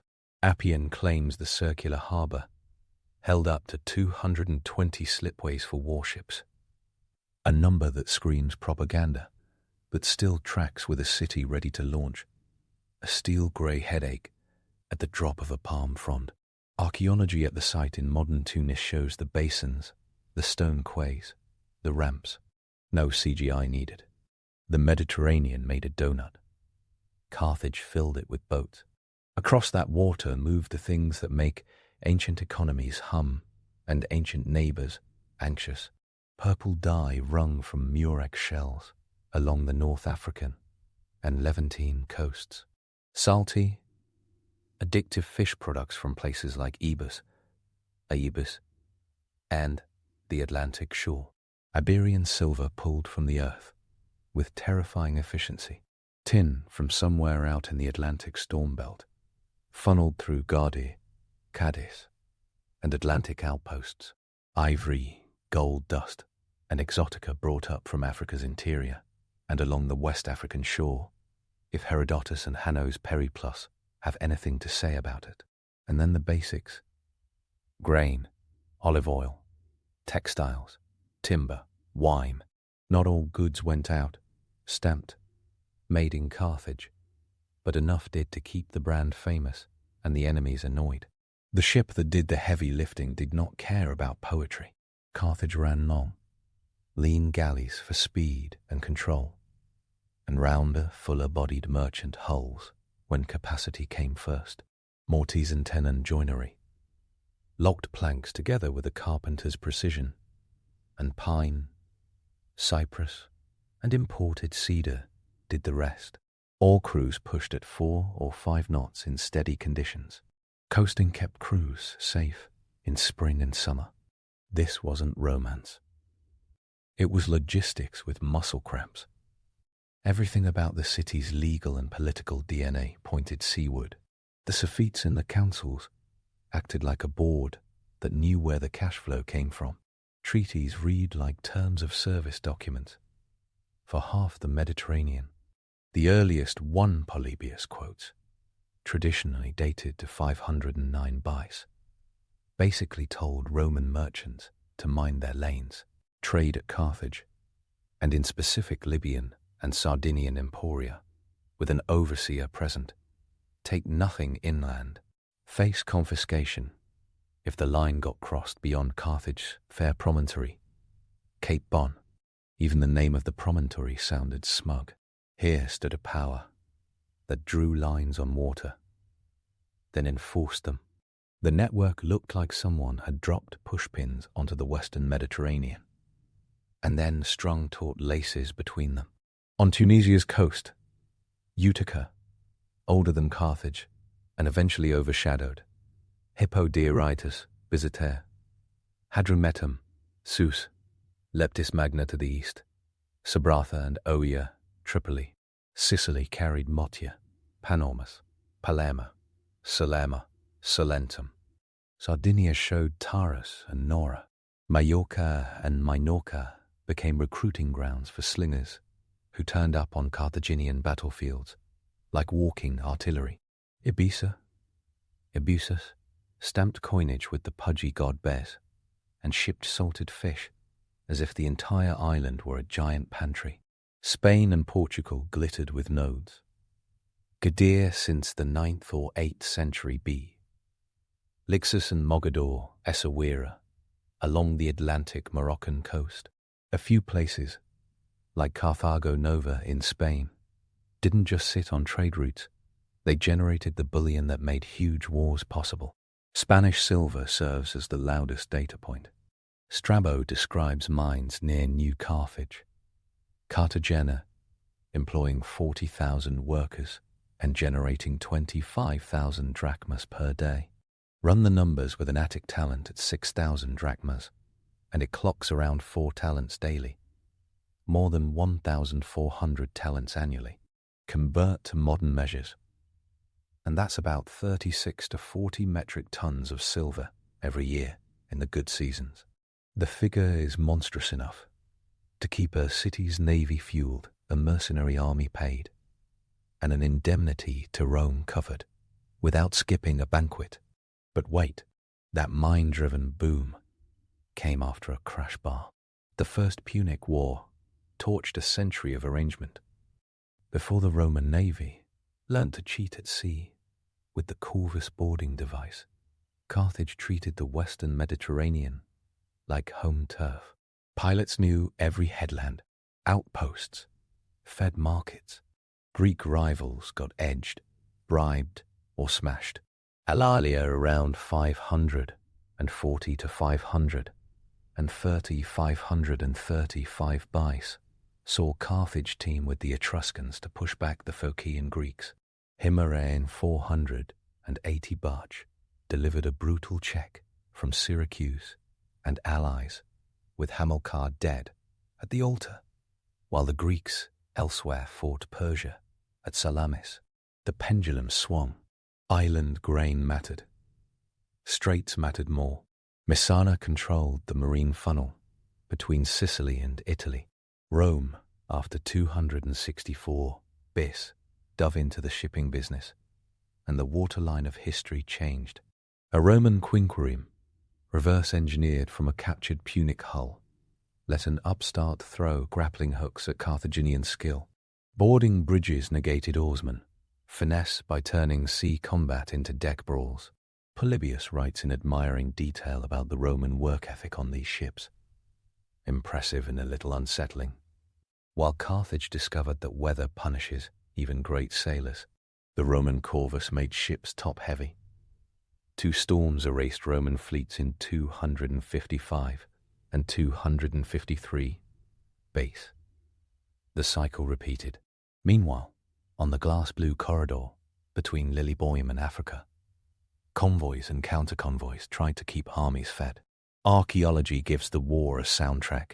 Off the Agates Islands, divers have hauled up bronze rams, rostra, from Carthaginian and Roman warships, stamped with names and curses. The final fleet battle in 241 bice shredded Carthage naval screen and ended the fight. The indemnity terms looked like a receipt written in acid. Carthage lost Sicily, handed over 3,200 talents of silver across 10 years. And then, after the chaos of the mercenary war and Rome's opportunistic grab of Corsica and Sardinia, gave up another 1,200 talents. Tally that at roughly 114 metric tons of silver, paid out while mercenaries rioted. Sardinian revolts flared, and the Numidian interior watched like a wolf at the fence. And here sits the turn that defines Carthaginian persistence. Hamilcar Barca took his son Hannibal's small hand. Polybius loves that image, and sailed to Iberia in 237 beach to fix the balance sheet with a pickaxe. The silver came roaring in. Ports on the southeastern Spanish coast became company towns under a Punic flag. Hasdrubal, the fair founded Carthago Nova around 228 barge, with a superb harbour and defensive hills that looked like someone had ordered a fortress warehouse combo delivered to a bay. Soldiers got paid in Carthaginian shekels, struck from Spanish bullion, many stamped with a horse and palm tree, a corporate logo with hooves. Riches revived fleets, bankrolled diplomacy, and bullied tribes into supply contracts. When Hannibal crossed the Ebro, and then the Alps in 218 Bess, with Iberian, Numidian, and Balearic elements, his payroll wore Spanish silver, and his cavalry had eaten North African barley planted by men who had read Mago's farming manual. Mago's treatise hits like a footnote, with teeth. A Carthaginian wrote 28 or so books on agriculture, a practical Bible that Romans later translated into Latin and praised. Cato thought it worth saving. Pliny quotes it. Here sits a quietly brutal truth. The elite who ran the harbours also ran olive groves, vineyards, and wheat fields with ruthless efficiency. That coastal hinterland between Zubitana and Byzacena in modern Tunisia grew more than amphora props. It turned Phoenician know-how into African bread. The empire that looks all water in maps also planted rows of olive trees across Tripolitania, so dense that Roman surveyors still found them producing centuries later. Zoom out from the Spanish mines and the African fields, and the secret Atlantic routes, and the Kothan looks like a control room for a machine. The city was not unique in trading, but it was aggressive in building rules around trade and ruthless in keeping those rules in force. The straits mattered. The islands mattered. Treaties carved up seas, as if slicing an orange along its segments. The 348 best treaty with Rome. Renewed and extended zones. The 306b agreement tried to lock Rome out of Sicily and Carthage out of Italy. The ink dried. Someone broke terms. Swords did the rest. Meanwhile, on the far horizon, a different storyline pulsed with rumours. A manuscript called the Periplus of Hanno, written in Greek but claiming Carthaginian authorship from the 5th century B, described a voyage of about 60 ships and thousands of settlers down the Atlantic African coast. Place names pop that still make geographers twitch. Cern, beyond the Pillars of Heracles. Mountains flinging fire into the sky. Islands teeming with hairy into the sky. Fierce beings, whom the text calls gorillae. Scholars debate where Hanno stopped. Atlantic Morocco for certain. Probably as far as Senegal, possibly farther south, toward Cameroon. But the document reads like a field report from a company that not only scouted outposts, but planted them. The climate details, the descriptions of coastal lagoons, the suggestion of setting up trading stations and then moving on, all track with a power-layering light footprint across a long margin. Himilco's voyage, a kind of mirror move northward to the Atlantic coasts of Iberia and Gaul, left fewer specifics but carries one useful undertone.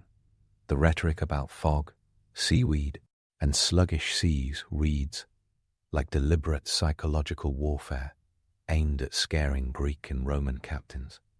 Away, Strabo and Avienus preserve hints of this. The Sea of Weeds becomes the Bay of Biscay, or the Sargasso if a captain really wandered. The message stands. Beyond Gadir lay money. Carthage liked it quiet out there. Herodotus, writing in the 5th century Bas, drops another intriguing pin. He describes a silent trade between Carthaginians and a West African people along a far coast. The Carthaginians would unload goods, retreat to their ships, and watch while locals left gold beside the goods and stepped away. Each side accepted or adjusted offerings until both were satisfied, without speaking across a language barrier. The story rattles between myth and plausible memory, and historians pride-check it with caution. Yet trans-Saharan and West African gold did trickle north in the first millennium Bess, and the Garamantes of the Fezzan in Libya ran caravan routes that archaeologists have traced with stone settlements and Fogara irrigation tunnels. Carthage stood at the Mediterranean end of some of those trails, licking its thumb while counting talent weights. Under all that trade sat infrastructure so logical it almost looks modern. Carthaginian amphorae had shapes that signaled their contents, and origins to handlers who could pick through a stack at a glance. Stamps on handles recorded workshops, warehouses along the harbour ring ledgers, and granaries into the same shadow. The double harbour's central island reportedly held the admiral's headquarters, so he could see into every ship shed, as if monitoring a live fleet dashboard. The circular layout turned a dockyard into a panopticon for oars. It reads like paranoia until a war shows up, and then it looks like planning. The city channeled this energy into internal security too. Ancient writers describe a council of 104 judges, the 104 judges, the 104 that kept generals and admirals honest. Later reforms by Hannibal tried to rebalance power away from oligarchic lifers. The state's tilt toward mercantile elites has partisan spin in Greek and Roman texts, but the pattern feels right. In a world where profits swam in from Sardinia and Spain, men who understood freight got promoted. That creates a stereotype. Ruthless merchants, puppeteering armies. The Roman phrase, punica, fides, Punic faith, turned into a slur for treachery. The slur says more about Roman grudges than Carthaginian ethics. Rome broke treaties too. That's not exoneration. That's journalism. Every route carried a mirror route for soldiers. Balearic slingers travelled the same water as amphorae of wine. Numidian horsemen rode down the same roads that brought in hides and barley. War elephants, likely the now extinct North African forest elephant, stepped onto boats that only the bravest quartermasters volunteered to steady. The coinage shows this military commercial fusion with blunt charm. Silver shekels from Iberia sport the head of Melkart Heracles on one side, a horse or an elephant on the other. Currency worked as propaganda, payroll and brand placement. Then the Second Punic War hit, and every trade line turned dangerous. Saguntum's fall in 219 BC gave Rome a casus belli. The Ebro Treaty clauses combusted. Treaties fluttered like confetti no one bothered to sweep. Hannibal marched his Iberian silver-funded army through Gaul, across the Alps, and down the Italian boot. Cannae in 216 BC broke armies and hardened Roman minds into something uncomfortably like steel. While that unfolded, Spain and Sicily and Africa did not sit idle. Rome targeted the Spanish mines through Scipio brothers, then Scipio Africanus. Carthage countered with Hasdrubal. Sicily turned into a war for grain and harbours, where Syracuse's Archimedean defences bought time but not survival. Carthaginian convoys now faced not local harassment, but a systematic naval opponent, funded by Italian manpower and Roman taxes. Numbers drift like fog across battle accounts, but the supply arteries remain crisp. Hannibal needed winter ports in southern Italy. He never got a durable one. Carthaginian fleets ran consignments toward him. The Roman hold on the Tyrrhenian choked them. Iberian silver still arrived in Africa and paid Libyan levies. But Scipio's jump to New Carthage in 209 base cracked that pipeline. When Scipio took the city, he grabbed hostages, warehouses, and a treasury shot with silver from those 25,000 drachma days. The loss felt like someone had taken a scythe to Carthage's checking account. The war ended not on a balance sheet, but at Zama in 202 bus, with Massinissa's Numidian cavalry dancing on the flanks for Rome, and Hannibal falling back in order that no ancient writer truly knows how to describe without switching to reverent Latin. The term stripped Carthage of its overseas empire, its fleet reduced to a ceremonial handful, and its foreign policy leshed to Rome. The annual payment bled, but the bigger wound sat on the water. The network got cut. No more Iberian silver. No more Spanish port taxes. No more Sicilian grain tariffs. Here comes the plot twist a lesser city would have missed. Carthage pivoted to agriculture and local commerce with that same Phoenician stubbornness cloaked in calm. The fields of Africa fed cities. Olive orchards fattened. Crafts made quiet profits. Archaeology at sites like Kerkawan, on Cap Bon, a Punic town, wiped in the First Punic War and never rebuilt, preserves the layout and home life of this culture better than any Romanized site. Tiled houses, private baths, careful drainage, and workrooms that point to dyes, leather and craft. The city rebuilt itself as a provincial powerhouse. Roman senators like Cato the Elder noticed. He visited in the mid-2nd century bars and reportedly ended speeches back in Rome with a little mantra: Carthage must be destroyed. The alleged prop at one of those speeches, the fresh fig, supposedly still dewy, pulled from a pouch as he announced it had been picked 3 days earlier in Carthage, wasn't just theatre, it was a data point. Carthage was that close and that productive. Rome ensured the proximity turned poisonous. Massinissa of Numidia nibbled at Carthaginian lands, and every time Carthage tried to defend itself, Rome pretended to be surprised. The treaty leash tightened. The arguments boiled like stock. Then, in 149 Barch, Rome landed at the city's throat with a to-do list so humiliating that no competent state could accept it. Hand over hostages, then hand over weapons, then leave the city to be relocated inland. The last line crossed something primal. The Carthaginians refused. 3 years later, in 146 BY, Scipio Aemilianus burned the city down after a siege so intense that even Appian's breathless prose sounds sober. The harbour complex went up with the houses. The dock sheds emptied into flames. The Cuthon's water flashed with wreckage. Punic libraries vanished, except for the manuscripts Roman authors chose to reference. But here is a historical irony fit to carry a smirk. Rome kept the route. Africa proconsularis. Roman North Africa became the breadbasket of an empire. The sea lanes Carthage had mapped and enforced sprouted Roman milestones.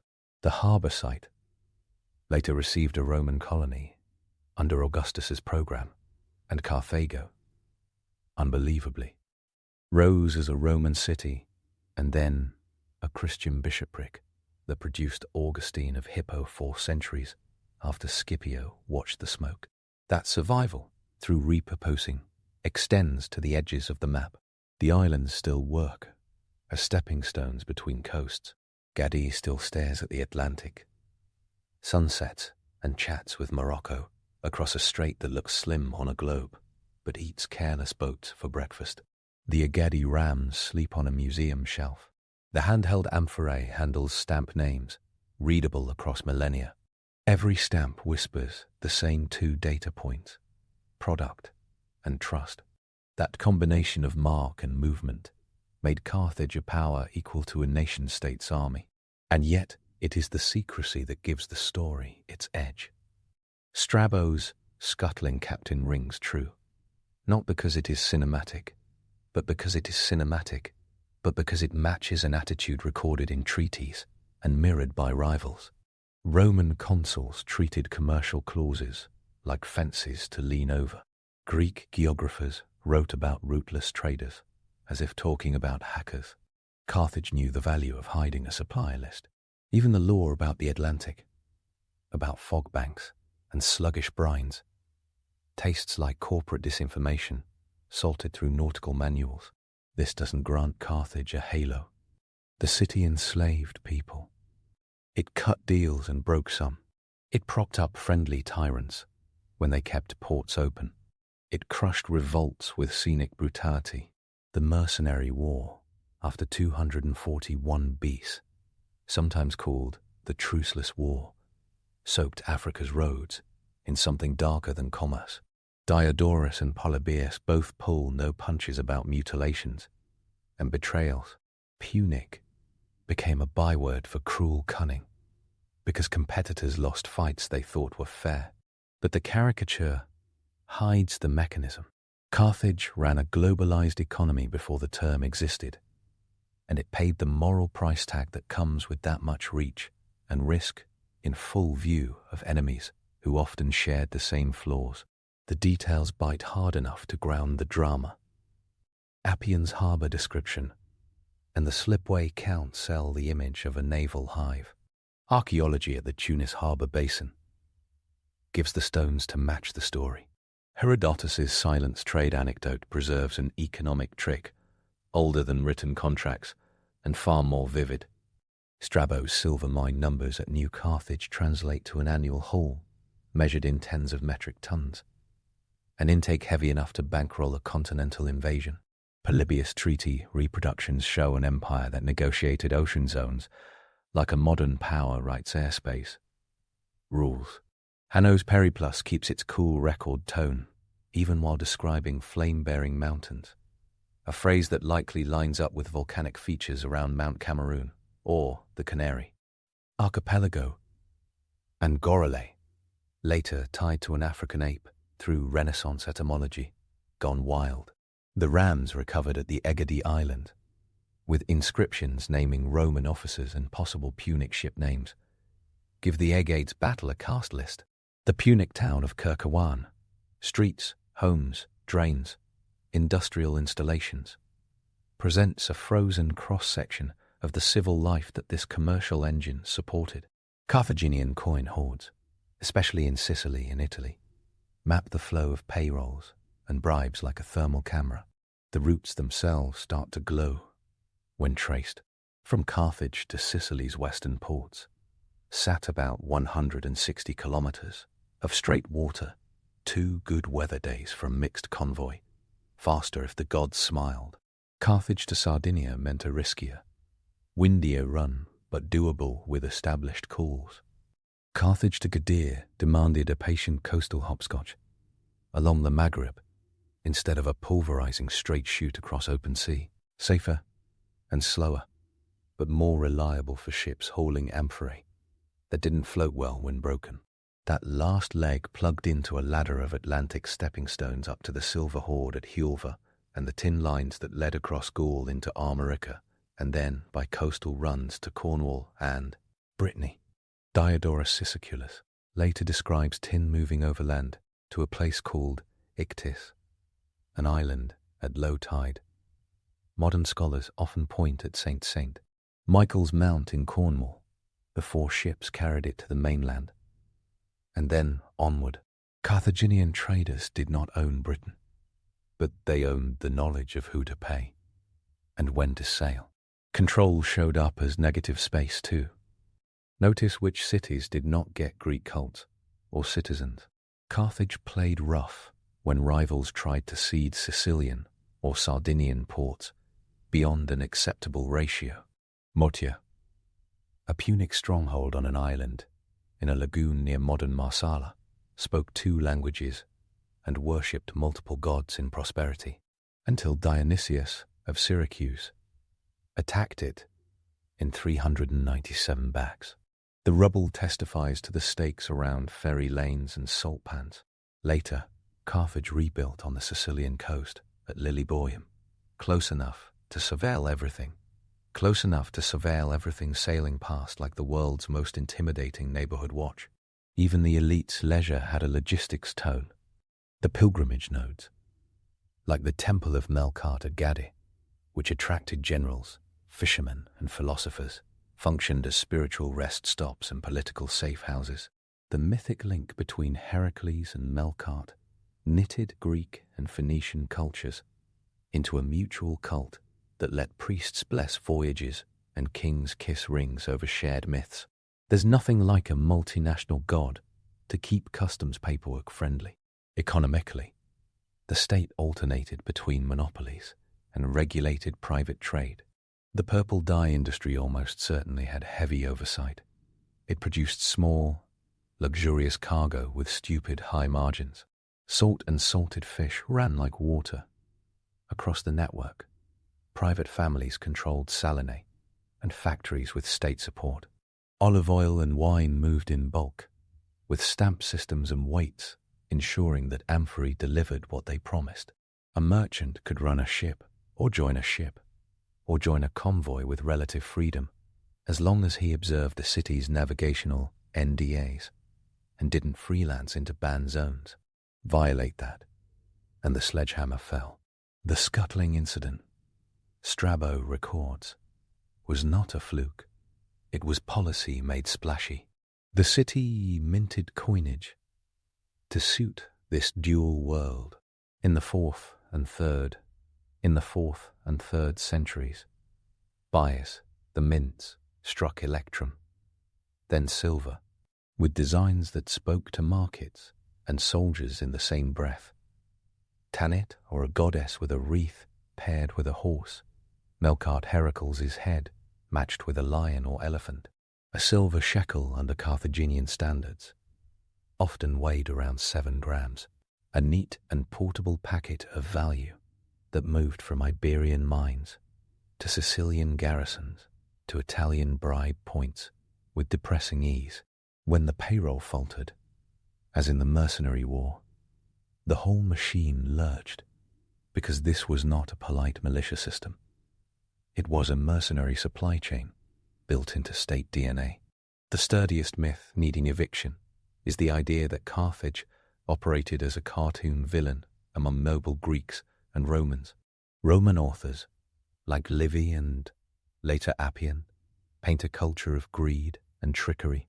Greek sources toss in disdainful remarks about Phoenician rootlessness.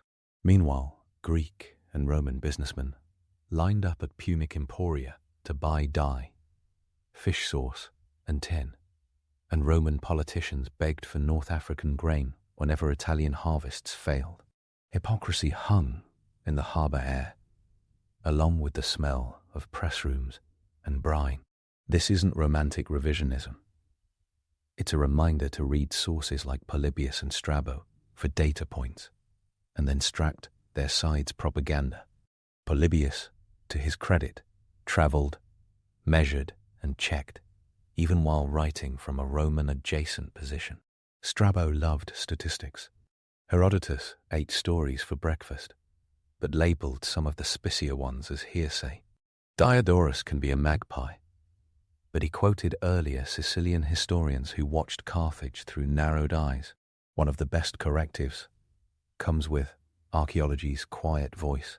The Punic ship excavated near Marsala, often labelled the Marsala Punic ship, was a slender warship from the First Punic War. The timbers show Carthaginian shipwright marks and construction methods that mirror the Greek tradition, but with local habits. The hull lines speak to speed, sprinting toward ramming range and away before a counterstroke. That warship did not carry amphorae full of purple dye. It carried crews tasked with making sure that amphorae, back at base, could fill warehouses in peace. And then there is Kirkwan. No Roman rebuild erased it. Street plans show blocks aligned to breezes and craft districts. In one house, a room with a shallow basin and purple pigment stains suggests a small dye operation, probably not imperial purple in an elite amount, but the broader textile world that kept poor and middle-class shoulders clothed. In another, the layout indicates a private bath with hip bath-style tubs. People lived there and worked there. The city did not consist solely of bankers and admirals. Geography clenched Carthage's fist. The city perched on a peninsula with a broad view of the Tunisian Gulf, a quick jump from Sicily, a reasonable stretch to Sardinia, and a smooth slide along the North African curve westward. The Cape at Bonn framed a lane that Carthaginian pilots treated like a hometown road. The city sat between the Mediterranean's two halves, but belonged more to the west. The eastern Mediterranean had its own rules and kings. Athenian grain politics, Persian satraps, Egyptian grain shipments. Carthage waved at that drama, while drilling into the resources the East wanted. Metals and dyes bought Eastern luxuries in return. There's a reason. Tyrannical Tyre features as the honourable ancestor and Carthage as the hard-nosed heir. Tyre measured the Levant. Carthage measured the Levant Carthage measured the shipping calendar to Gadir. Sardinia and Corsica provided timber and metals and trouble. The interior tribes did not clap for overlords, and Carthage learned to balance terror and treaty. Greek allies watched for weak spots. The Etruscans swapped favors on the Tyrrhenium, with Carthage to keep Phocaean Greeks from dominating Corsica. The islands became a chessboard for half a millennium. Rome's snatch of the islands, after the mercenary war, still echoes as one of the world's great opportunistic steals. Carthage howled it had every right, but it was busy fighting a civil war turned extermination with mercenaries on African soil and a hollow treasury. The double harbour did more than house ships. It baked bureaucracy into stone. Slots for vessels likely had identifying markers. The central island is described as ringed with columns and administrative rooms. Imagine a morning when a harbour official, call him by the actual title, not a character invention, stood in an office and watched the rotation of all crews, then sent orders, flying with messengers along stone walkways.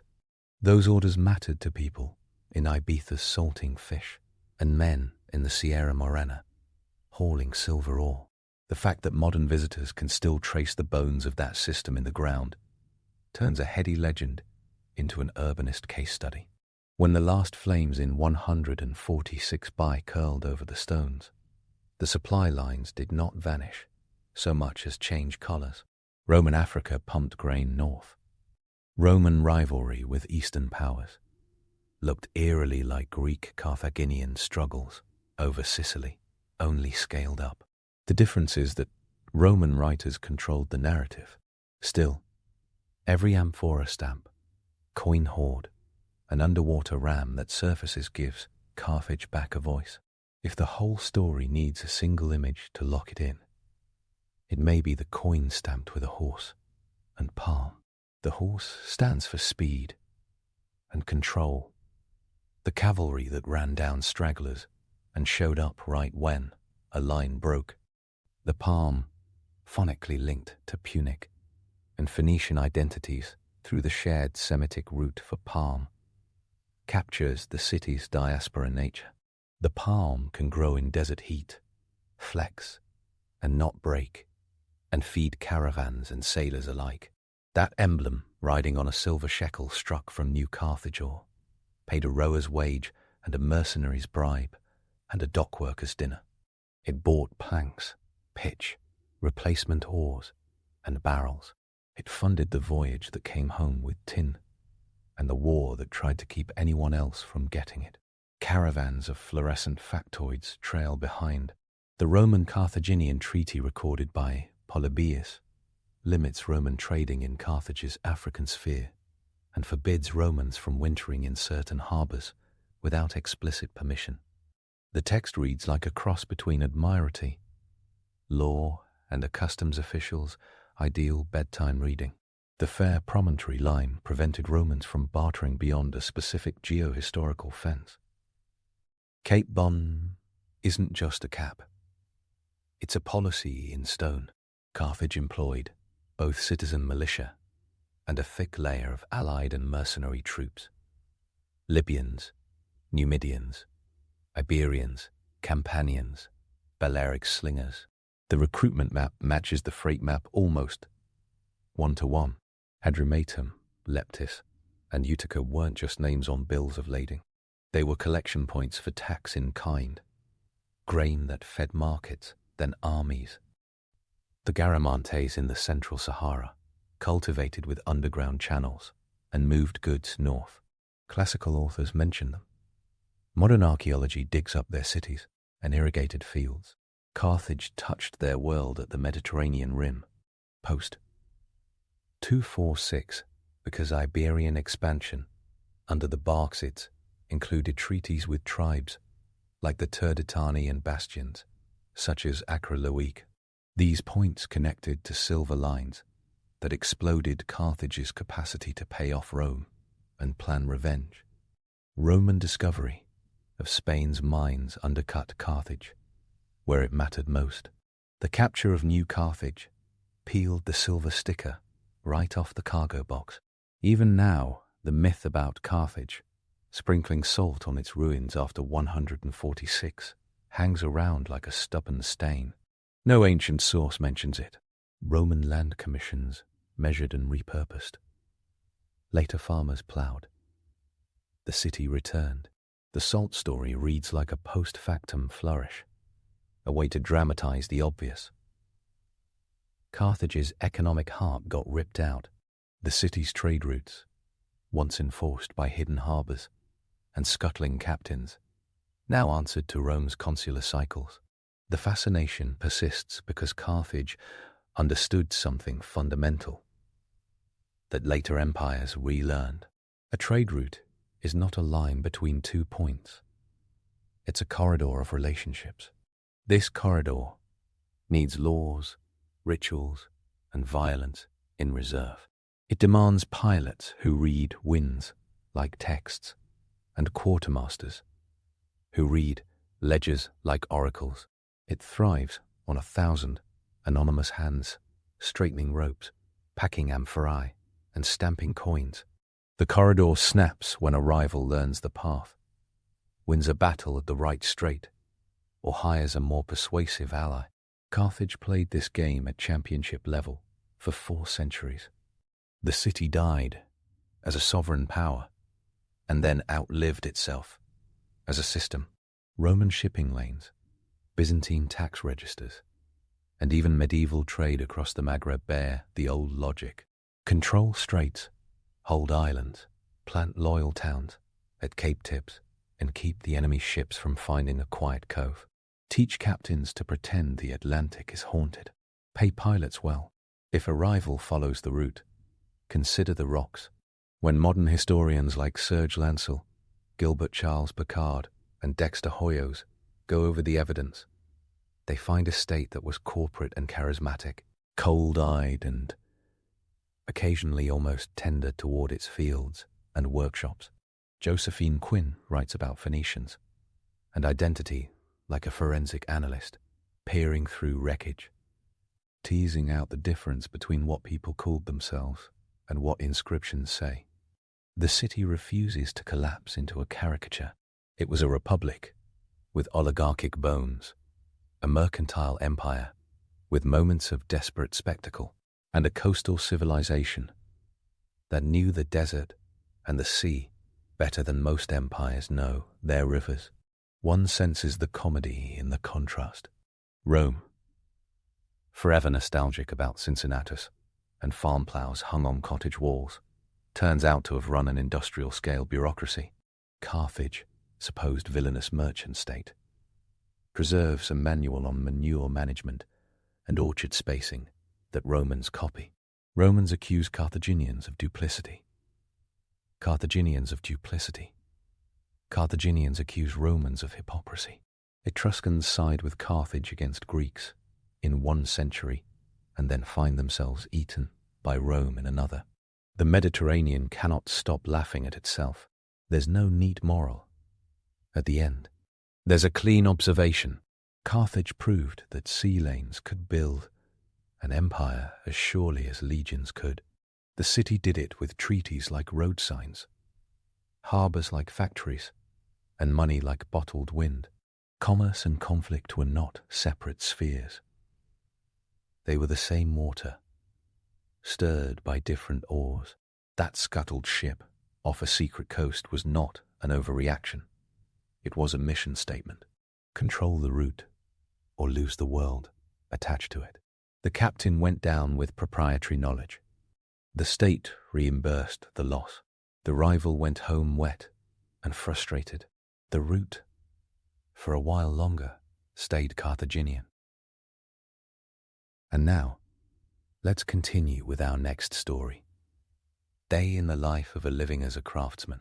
You open your eyes to dolphins that do not swim. They hover in blue on plaster above your bed. The paint still crisp after years because it was brushed into wet lime and became part of the wall. The room smells faintly of crushed gypsum and olive oil, of sun-warmed wicker and the last drift of smoke from last night's lamp. You live on Crete in the late Bronze Age, inside the orbit of a palace complex that people in the 20th century will call Knossos. Someone later will slap the phrase Europe's first civilization on your world, and it will stick. No coins, no iron, no alphabet. Instead, light wells, plumbing, and spreadsheets baked by accident. When buildings burn, you push open the shutter. Morning spills in over terracotta roofs. Out there, the long, paved West Court stretches like a stage, edged by stone with shallow, stepped benches. Archaeologists will nickname the theatral area. No plays, just processions, dignitaries, offerings. The palace's gypsum blocks gleam, soft and pearly in the sun. Horns of consecration line up on rooftops like silhouettes of bulls watching over their own iconography. The sea lies over a ridge to the north, reachable at Amnisos, roughly 10 kilometers away. Komos waits to the south, ship sheds half buried at the shore. This island runs on boats, olive oil, and the organized anxiety of palace administrators. You grab water from a clay jar kept cool in a shaded corner. The jar is big enough to be a roommate. The biggest storage vessels, pithoi, stand over your head, their bellies grooved to help you tie ropes around them. Some hold 150 liters, some more. Few on palace floors will end up in a museum with a plaque at Heracleon, reminding everyone that storage, not snake goddesses, pays for frescoes. The drains under your feet collect the rinse water. This is not indoor plumbing, like a modern bathroom, but it is a system. Stone channels, terracotta pipe sections, traps for solids, everything sloped, thoughtfully, so water goes away, and not into your bed mat. When later visitors call it a flush toilet, specialists will raise eyebrows. The truth lands somewhere between clever drains and a very willing bucket. You head into the street, toolkit on your shoulder. Bronze chisels clink against stone burnishes. A bow drill's cord flaps, and a little pouch of powdered iron heavy slip bumps your hip. Emery from Naxos sits in your kit, rough enough to scuff a blade's temper back to a cutting edge. Soapstone rubbers and pumice stones are your erasers and your polish. The weight of your tools feels good. Bronze, mostly copper. About 1 part tin to 9 parts copper. The numbers drift during real life because no two traders swear to the same purity. But 10 to 12% tin is your sweet spot for chisels that can bite into gypsum without rolling an edge. The tin has traveled farther than you. Copper probably came on an ox hide. Ingot stamped with a Cypriot vibe. When ships sink off Anatolia in later centuries, excavators will fish up whole cargoes of those odd 4-horn ingots, shaped like a stretched animal skin. Your hands know the heft of that metal's afterlife. The palace grabs the horizon, and the day's rhythm like a metronome. Storage magazines, long narrow rooms, slope down off the west side, 18 of them in a row on one level, more elsewhere, a geometry of rationing. The word palace will mislead friends. Centuries from now, this is not just for royals with shiny hats. It is a combined HU, warehouse, shrine, workshop hub, and maybe a school for scribes. The scribes work in a script. Everyone today will call linear a set of neat little signs cut into wet clay. A triangle here, a grid there, a squiggle that means something to people in your time, and nothing to modern readers, except undeciphered. The administrators issue wool, grain, perfume oil. They take in textiles, measured by weight, not by meters. They stamp ceilings and nodules with carved stones that script their authority into every parcel like an ancient QR code. The smell in the storage magazines is dust, oil, and the cool stone scent of gypsum floors. each slab quarried not far from here, soft enough to gouge an accidental line with the wrong shoe. You swing by the potter's yard because the kiln fires demand morning air, and your day begins most truthfully in clay. The wheel is a thick disc of stone, kicked to speed and humming under your palms. The potter's wheel arrived on Crete during the Middle Minoan period, a present from contact with the older big shots to the east. You wedge yesterday's clay, knead out the bubbles, and center it with a practiced push. Your fiber-tempered mix for courseware and the finer calcareous clay for decorated pieces live in separate bins. When you throw a jar body and pull its neck thinner with your fingers, the wall of clay rises like a cylinder of butter cut by a string. Your hands leave the faint lines that later archaeologists will call wheel marks. Patterns matter. Style is forever yoked. To date, the elegant daisy patterns, wavy lines, and polychrome zigzags of Kamares, where hit their peak back around 1700 by. Your generation leans toward marine style and floral motifs, that late Minoan energy with octopus arms drawn so alive, they look ready to peel off the pot and crawl onto your arm. You paint dark on light because that is the fashion. Slip rich in iron and manganese brushed onto a pale slip body so the octopus stands out, its eye looking off like it knows a secret. A rosette dotted with white circles pops against the brown-black of fired paint. The paint isn't varnish. It is clay so fine and iron-heavy that it sinters to a lustrous skin in the kiln's heat. Egyptian blue hovers in your painter's mind too. Calcium copper silicate, made in a kiln and ground into a pigment so the sea in a fresco can stay sea forever. Your friend in the fresco room can crush it and blow everyone's mind with sky that refuses to fade. You load the first pieces into the kiln, an updraft design with 2 chambers, firebox below, pots above, separated by a perforated floor of clay and sherds. Firewood is cypress and olive prunings, anything that burns hot and steady. You nurse the heat higher step by step, not a violent flare that bloats clay, but a seasoned burn that hits around 900 to 1000 degrees Celsius for the fine stuff. Redox is your secret handshake. A little reduction in the final phase turns iron-rich slip, that deep, lustrous brown-black. You plug and unplug vents, like a DJ of volcanic chemistry, adjusting the oxygen of the kiln's little world. Later, art historians will write ecstatically about the shine of your paint. Your mind remains on temperature, and whether the little stirrup jars will warp. You eat while the kiln hums, a practical bite that tastes like the island itself. Bread from barley mixed with emmer, olives split and cured, goat cheese crumbly and salty, figs that never need marketing copy.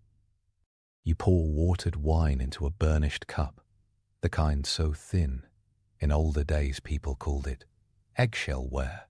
Wine is normal and clean, unlike some water sources. Coriander seeds flavor some stews on feast days. Saffron-colored cloth and, in delicate amounts, food. Murex purple is rare, regal, and stinks up any shoreline where people go crazy for it. Spyridon Marinatos will meet the Murex one day as he digs at Akrotiri in 1967 and opens up a world of houses frozen by ash like a Bronze Age time capsule. The morning air carries sounds from the palace like whispers. The crash of a rhyton being rinsed with water on a stone edge, the clack of loom weights thumping against one another in a courtyard where a warp-weighted loom sags under navy wool. Textile production is the industrial engine of your world. Not enough drama for modern retellings, but the numbers are ferocious. Linear B tablets from a few generations later, at the same site, will shout about hundreds of workers, thousands of sheep, tons of wool, months of rationed grain. The Minoan system without the deciphered paperwork leaves footprints everywhere. Rows of loom weights, spindle whorls, piles of sheep bones, the sheen of a courtyard worn by sandals, and dye drips. The dyes smell like crushed insects, and snails, and metal salts, and heaven to some, absolute sin to others. You pass the magazine doors, with their great stone thresholds, worn hollow in the middle by centuries of feet and jars. Jars with rope handles, jars with pointed bases that nest into rings, traveling jars shaped to tie down on ships. Stirrup jars dominate oil transport. Now that we're in late times, not today's exact jar style, but that twin-handled arrangement with a fake spout and a real spout. At one side does the job. You feel that design in your fingers, even if you're not throwing one this morning. Your hands memorize forms, because standardized shapes make administration happier. The scribe's stylus loves predictability, the way a ship captain loves an onshore wind. Your path crosses a work area of stone vase makers. They carve serpentine, steatite, and chlorite into bowls and writer. The trick lies in drilling and turning. A bow drill spins wooden bits tipped with stone abrasives. Slurries of grimy water and emery eat the inside of a vessel, and a slow lathe setup, with cords and manpower, can round a base. The noise is scratching and squeak, the powder is greenish-grey, and the final polish with pumice and animal fat turns it into something that looks greased with the ocean. That famous bull's head Rhyton from this very island will end up in a museum with inlaid rock crystal eyes and a snout band of rosettes. The man who shaped that curve knew exactly how to lay pressure into stone until it softened. You glance to the palace's inner courtyards, where the air feels lighter. Light wells and pier and door partitions let rooms flex like lungs. A wall of door jambs holds multiple panels that can fold back, subdividing space on demand. When the panels swing open, cross breezes chase the heat to corners. When they close, rituals become private in rooms no one will ever fully understand again. A lustral basin opens off. One corridor steps sinking into a square well of plastered walls. Bath or sacred descent. Later scholars will argue with footnotes and photos, generating friendly academic heat. Your world enjoys things that multitask without explanation. The kiln breathes warm contentment and stays busy without a flare of mischief. The time this craft eats leaves your afternoon open for delivery. Clay is a jealous partner, but it allows the digital tyranny of the scribal desk to get a turn. You load a sled of cooling ware and roll it along the path, smoothed by centuries. The palace does what it always does with incoming goods. Receipt, record, seal. A scribe in a storage space runs a stylus over a damp tablet. The stylus is not reed like on Egyptian papyrus. It's a pointed implement that presses and cuts. Fresh clay is a notepad that can get erased, dried, and replaced. Fire will eventually immortalize this admin acne, only in the worst way, by burning the whole building down and baking the records. That is why people now know ration lists from Pylos and Thebes, but not from your time before the Linear B takeover. The seal stones flash on cords, around wrists, and hang like eyed badges that also lock a door. Hardstones gate, jasper, show off tiny images cut by patient hands, bulls flying over acrobats, mountains topped by shrines, ships with striped sails, women with elaborate flounced skirts and open bodices, waist pinched by belts, hair coiled into snakes or braided in loops. This is an image culture that speaks loudly without a single alphabet letter. The famous snake goddess figurines from Knossos, faience, not porcelain, with glassy blue-green shine, radiate a commanding energy in their display case. Centuries from now, today, those forms are cult objects whose specifics remain behind a veil. Later, Sir Arthur Evans will fill in some blanks with a little help from his imagination and cement. He will call this a matriarchy and a civilization allergic to war. He will pour concrete on the site to preserve and, in his way, to create it anew. The edits will cause arguments that will never end. The real world you walled is armed, dressed, perfumed, and praying with a complexity that refuses a single headline. You slide your jar into an alcove as assigned. The pithos there could swallow 3 children.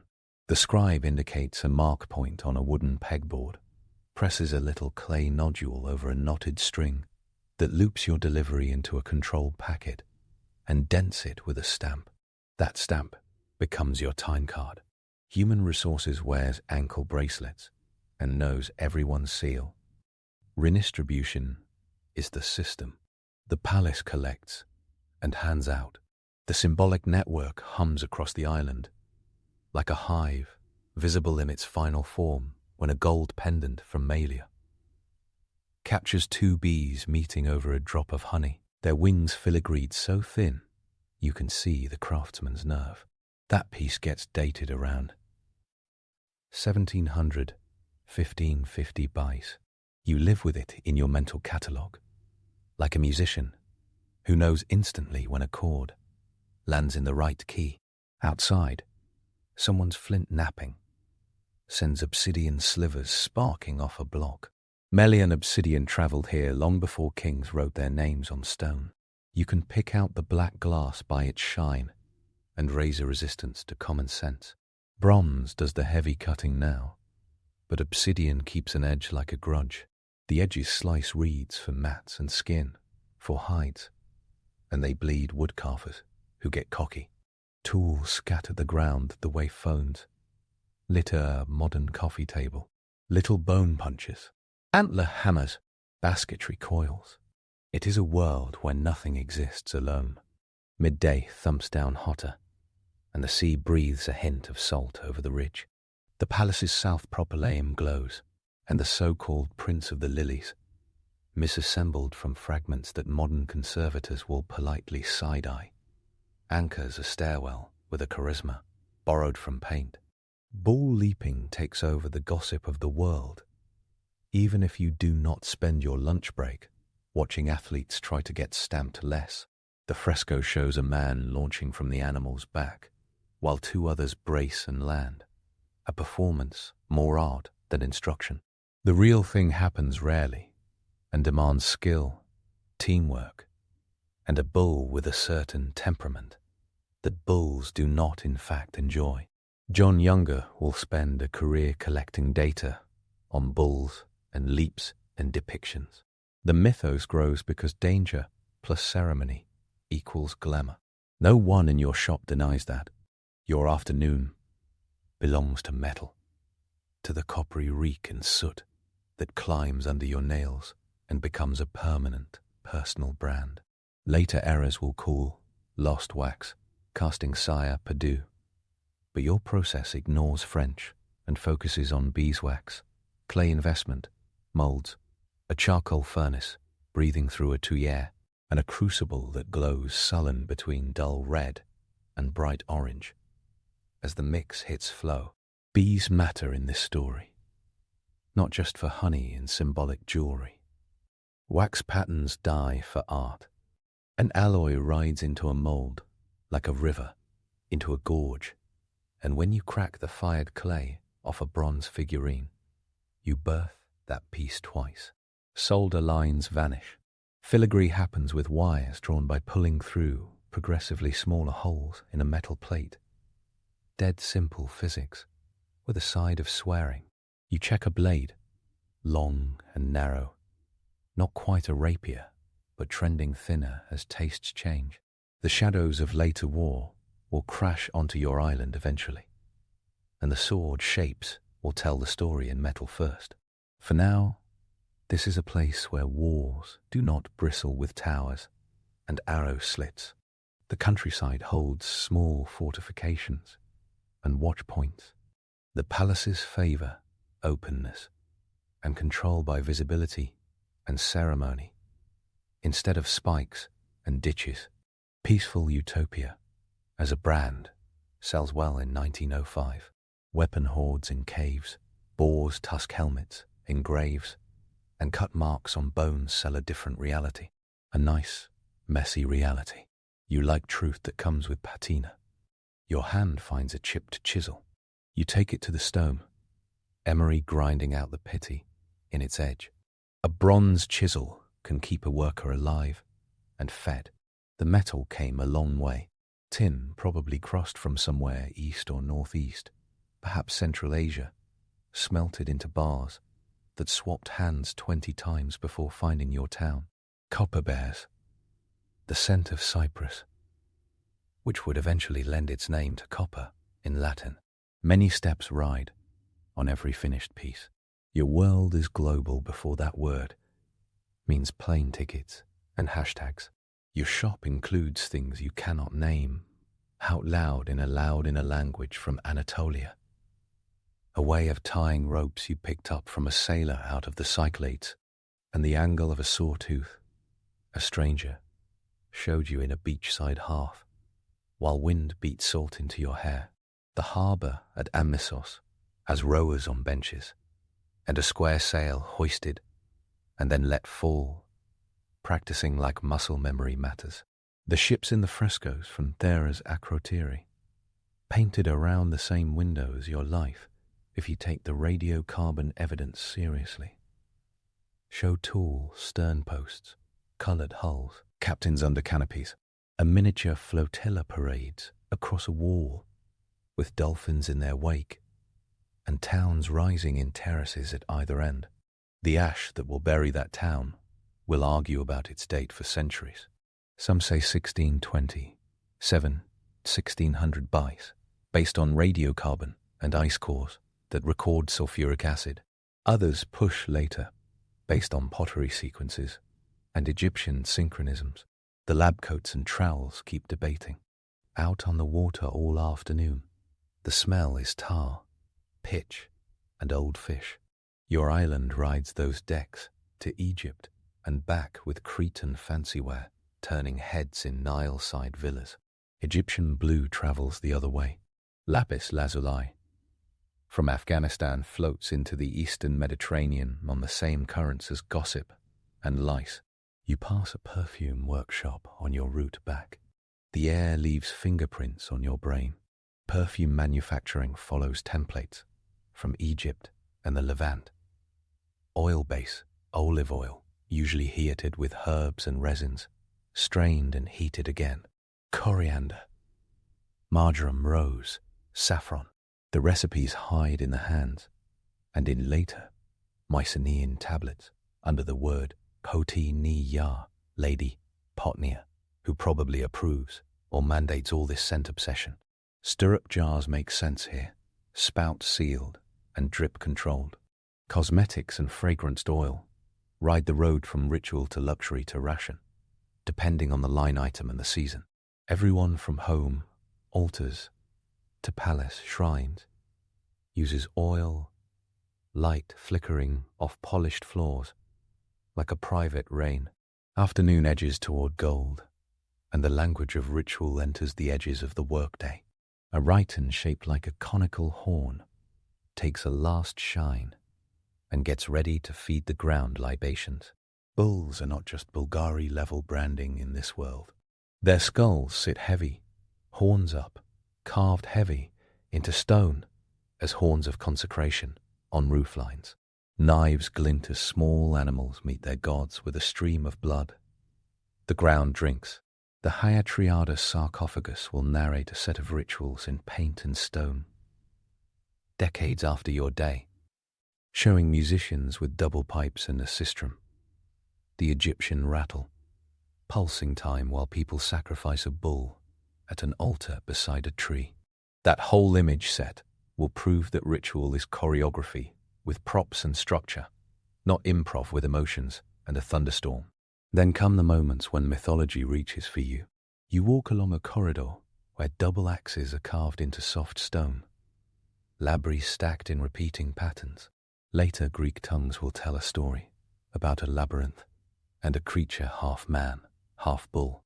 People will gaze at Knossos and match word to building, labyrinth to labyrinth, bull to everything you ever thought you knew.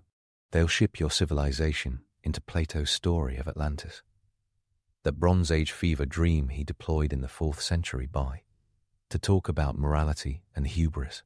The volcano at Thera will get cast as the gunshot that took out Atlantis. Your day carries none of that myth baggage. It carries the weight of wet clay, the burn of a furnace, the repetition of tasks that make palaces possible. You duck into a fresco room before the light shifts too far. The plaster is laid lime on lime in layers. A riccio and intonaco, wolfed by a wall that must set in concert with the painter's rhythm. Pigments include red and yellow ochre, black carbon, Egyptian blue, green earth, if you're lucky. The painter's palette shows lumps ground in a shallow dish of stone, bristle brushes of animal hair, reeds for fine lines. Someone is finishing a bead border that frames a scene of people who do not stare back in regret, but in a permanent tilt toward ambiguity. The ladies in blue from Knossos will later draw gossip about restoration ethics because they wear 20th century interpretations around the edges of their Bronze Age core. This is the thing with your world. It invites projection the way a hyper-polished vessel invites fingerprints. Down a hall, food hums, pots with pierced feet, trivets, prop cooking pots over charcoal. Saucers thicken, a griddle stone warms for flatbread. Clay briers nestle in corners like pets. Meat sizzles rarely and triumphantly. Fish goes from coast to pan, fast enough to still flicker with heat. Barley porridges hold the day together, across every household, banded by the palace's gravity. Well, defense of this diet hits numbers, like grain by the ton, oil by the amphora, wine by the vat. Your world is Bronze Age macroeconomics, with a side of herb garden. Someone takes a pan of ashes from a hearth and pours water through it into a clay vat, pulling lye like a conjurer. Laundry day turns into a chemistry lecture. White wool is a statement. Colored yarn is currency in string form. Loom weights hang on warp threads, like sleepy birds, tugging the loom vertical. Embroidery happening sideways on the warp-weighted stage. Weaving songs do not get written down. They work like rowing chants and hauling calls. Cadence, breath, results. When you see every third woman in an iconographic parade with a spindle tucked under one elbow, that is not artistic flourish. It is inventory control, disguised as fashion. Later afternoon brings the harbour back into your eyes. You shuffle a delivery crate next to a pack line forming up for a run to the coast. Oxen stand out for plough work, but donkeys and human legs do almost everything else. Horses will become drama later. Chariots scribbled on tablets and paraded in your sight's later layers. But for now you are on foot or by oar. The trail to Amnissos cuts past low shrines where offerings nestle in little cup holes in a ringed stone. Akernos, snacks for gods and goddesses that stand more often in small-scale figurine form than in words you could learn. Nano Marinatos will write about this religion with a precision that feels like a map. She will call attention to peak sanctuaries where people hike up scrub and rock to feed the sky with burned bones and incense. Ductus above Knossos is one of those shrines. You can feel it watching on clear days. By the shore, the ship sheds groan a bit. Comos and its later excavators will expose those long, parallel bays where boats winter and repairs happen. Water creeps up floor stones, set in neat rows. Barnacles die and come back over centuries, turning archaeology into a layer cake of mollusk stubble and rope marks. A few jars nest here that will ride to Cythera and Castri, to the Cyclades, to Rhodes. The Minoan stamp goes Elvis level. In the Aegean during your century. Some call it a thalassocracy. Others call it business meetings on boats. Scenes of people trading gifts under cloth awnings, while someone plays an Erlos sell the romance. The bottom line writes itself, in amphorae, clattering together under a deck. You return inland, in the gold light, dust on your calves. The wind sighs through olive groves, leaves flashing silver and green. Herds of sheep nibble everything down to a mathematical average. Their lanolin will get into your next week, whether you plan for it or not. Your hand closes on the edge of a kernos. In a courtyard, cup holes ringed with residues of grains and seeds. The little things reassure the big in this religion. Offerings look like someone dropped a picnic menu in stone. Inside, you pass a large storage jar with a hole near its base, sealed with a plug of clay. Someone will stick a reed in there later and siphon oil into smaller containers. Like thieves who waited for a shift change, you stop in a little alcove where linear signs cover damp clay. The dampness helps with incisions. A scribe chips in another line. A scribe chips in another line. A silent pressure moving across the soft rectangle. Someone will argue for 120 years about whether Linear A hides early Greek, a Semitic language, Luwian, or something else entirely.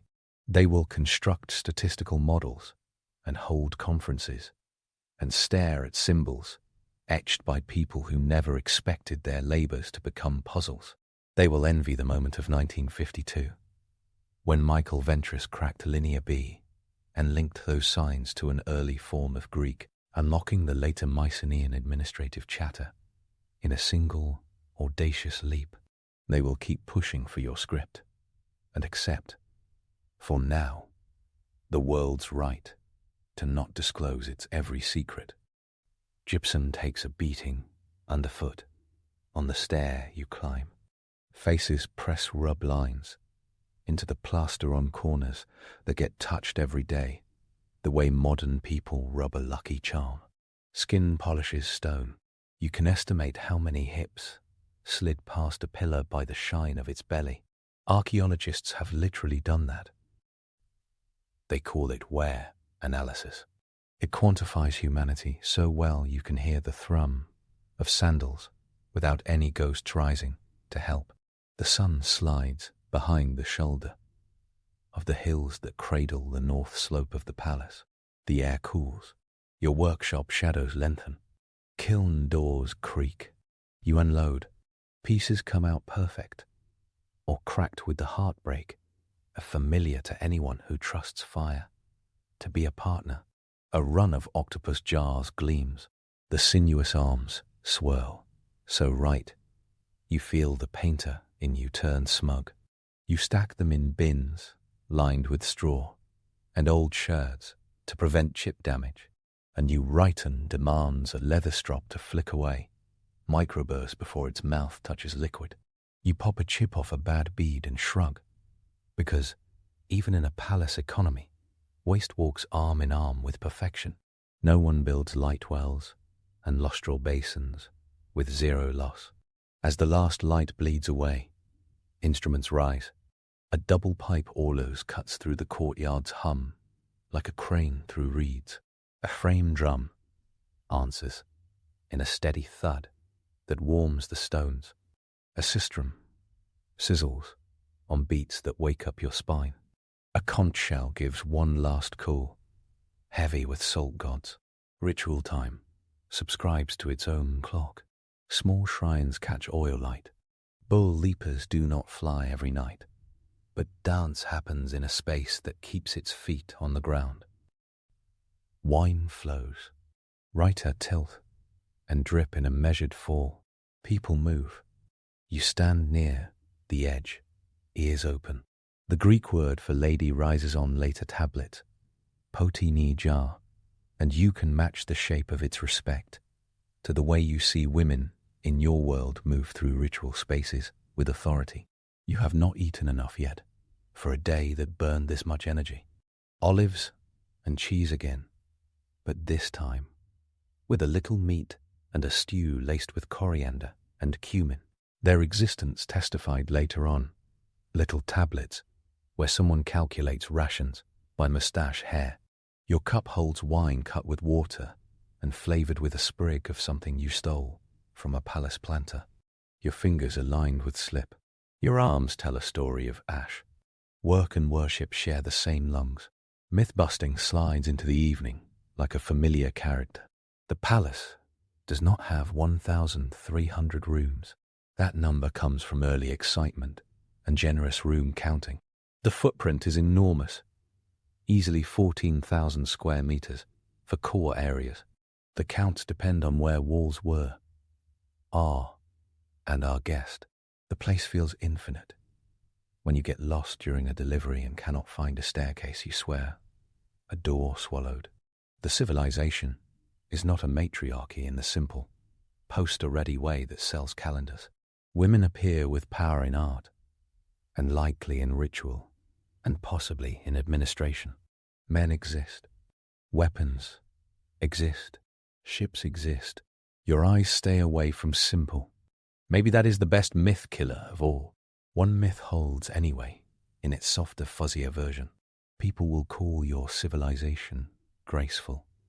The curves in your pottery lines, the soft waist of a fresco figure, the curve of a bull's back, caught at full tension on a palace wall, all pull the eye into a yes. You fight heavy materials into flowing forms. You coax fire to shine. You stack stones into openness. You prefer color the way the sea prefers horizons. The numbers line up behind that grace. This is a place that budgets thousands of liters of oil, tons of grain, and wool by the bale, and yet still funnels resources into dolphins painted in stairwells. You climb to your roof. Moderns will gasp about roof gardens. You hold on to something less fancy. Flat roofs as extra rooms, wind-swept and practical. The sky cools. Stars appear without streetlights or photo bombs. Your island's spine goes dark, except for hearth glows.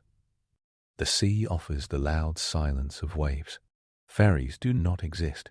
Your world looks small on a map, and end of the world big in person. The day lingers on your skin, like the salt dust off Amnisos.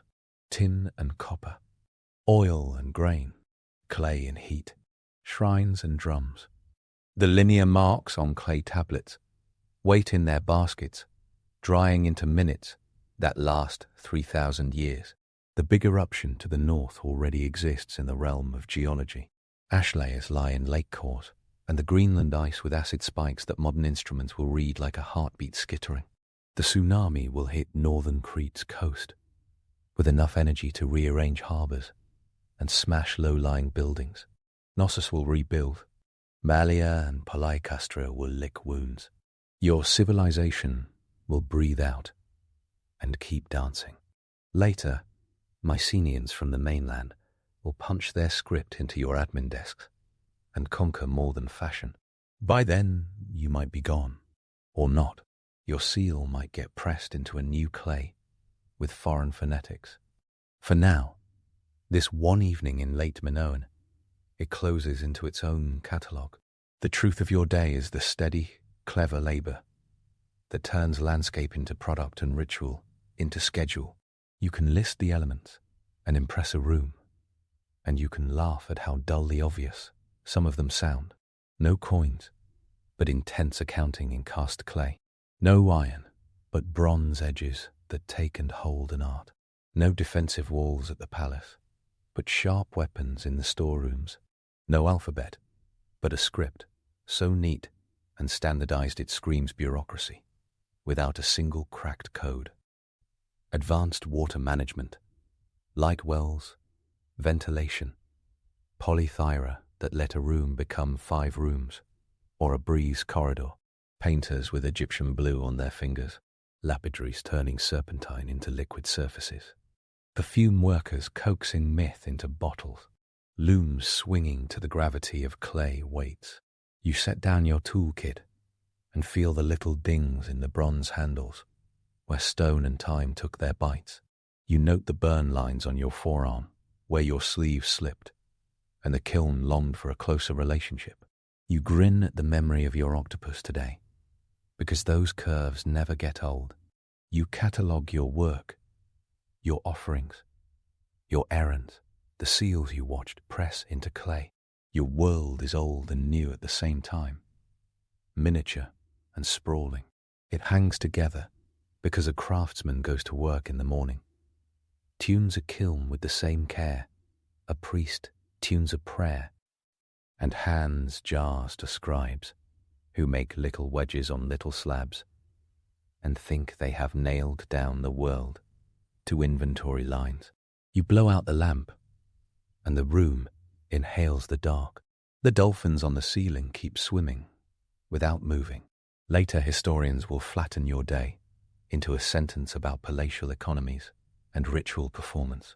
They will cite Evans, Marinatos, Manning, Nano, Marinatos, Sinclair Hood, Cyprian Broadbank, Eric Klein, and John Younger. Their words will be right in the ways words allow.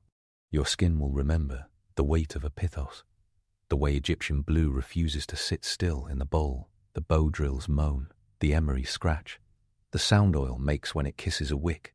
The civilization will get called Minoan, a term minted in 1900 by Evans, in homage to a mythic king.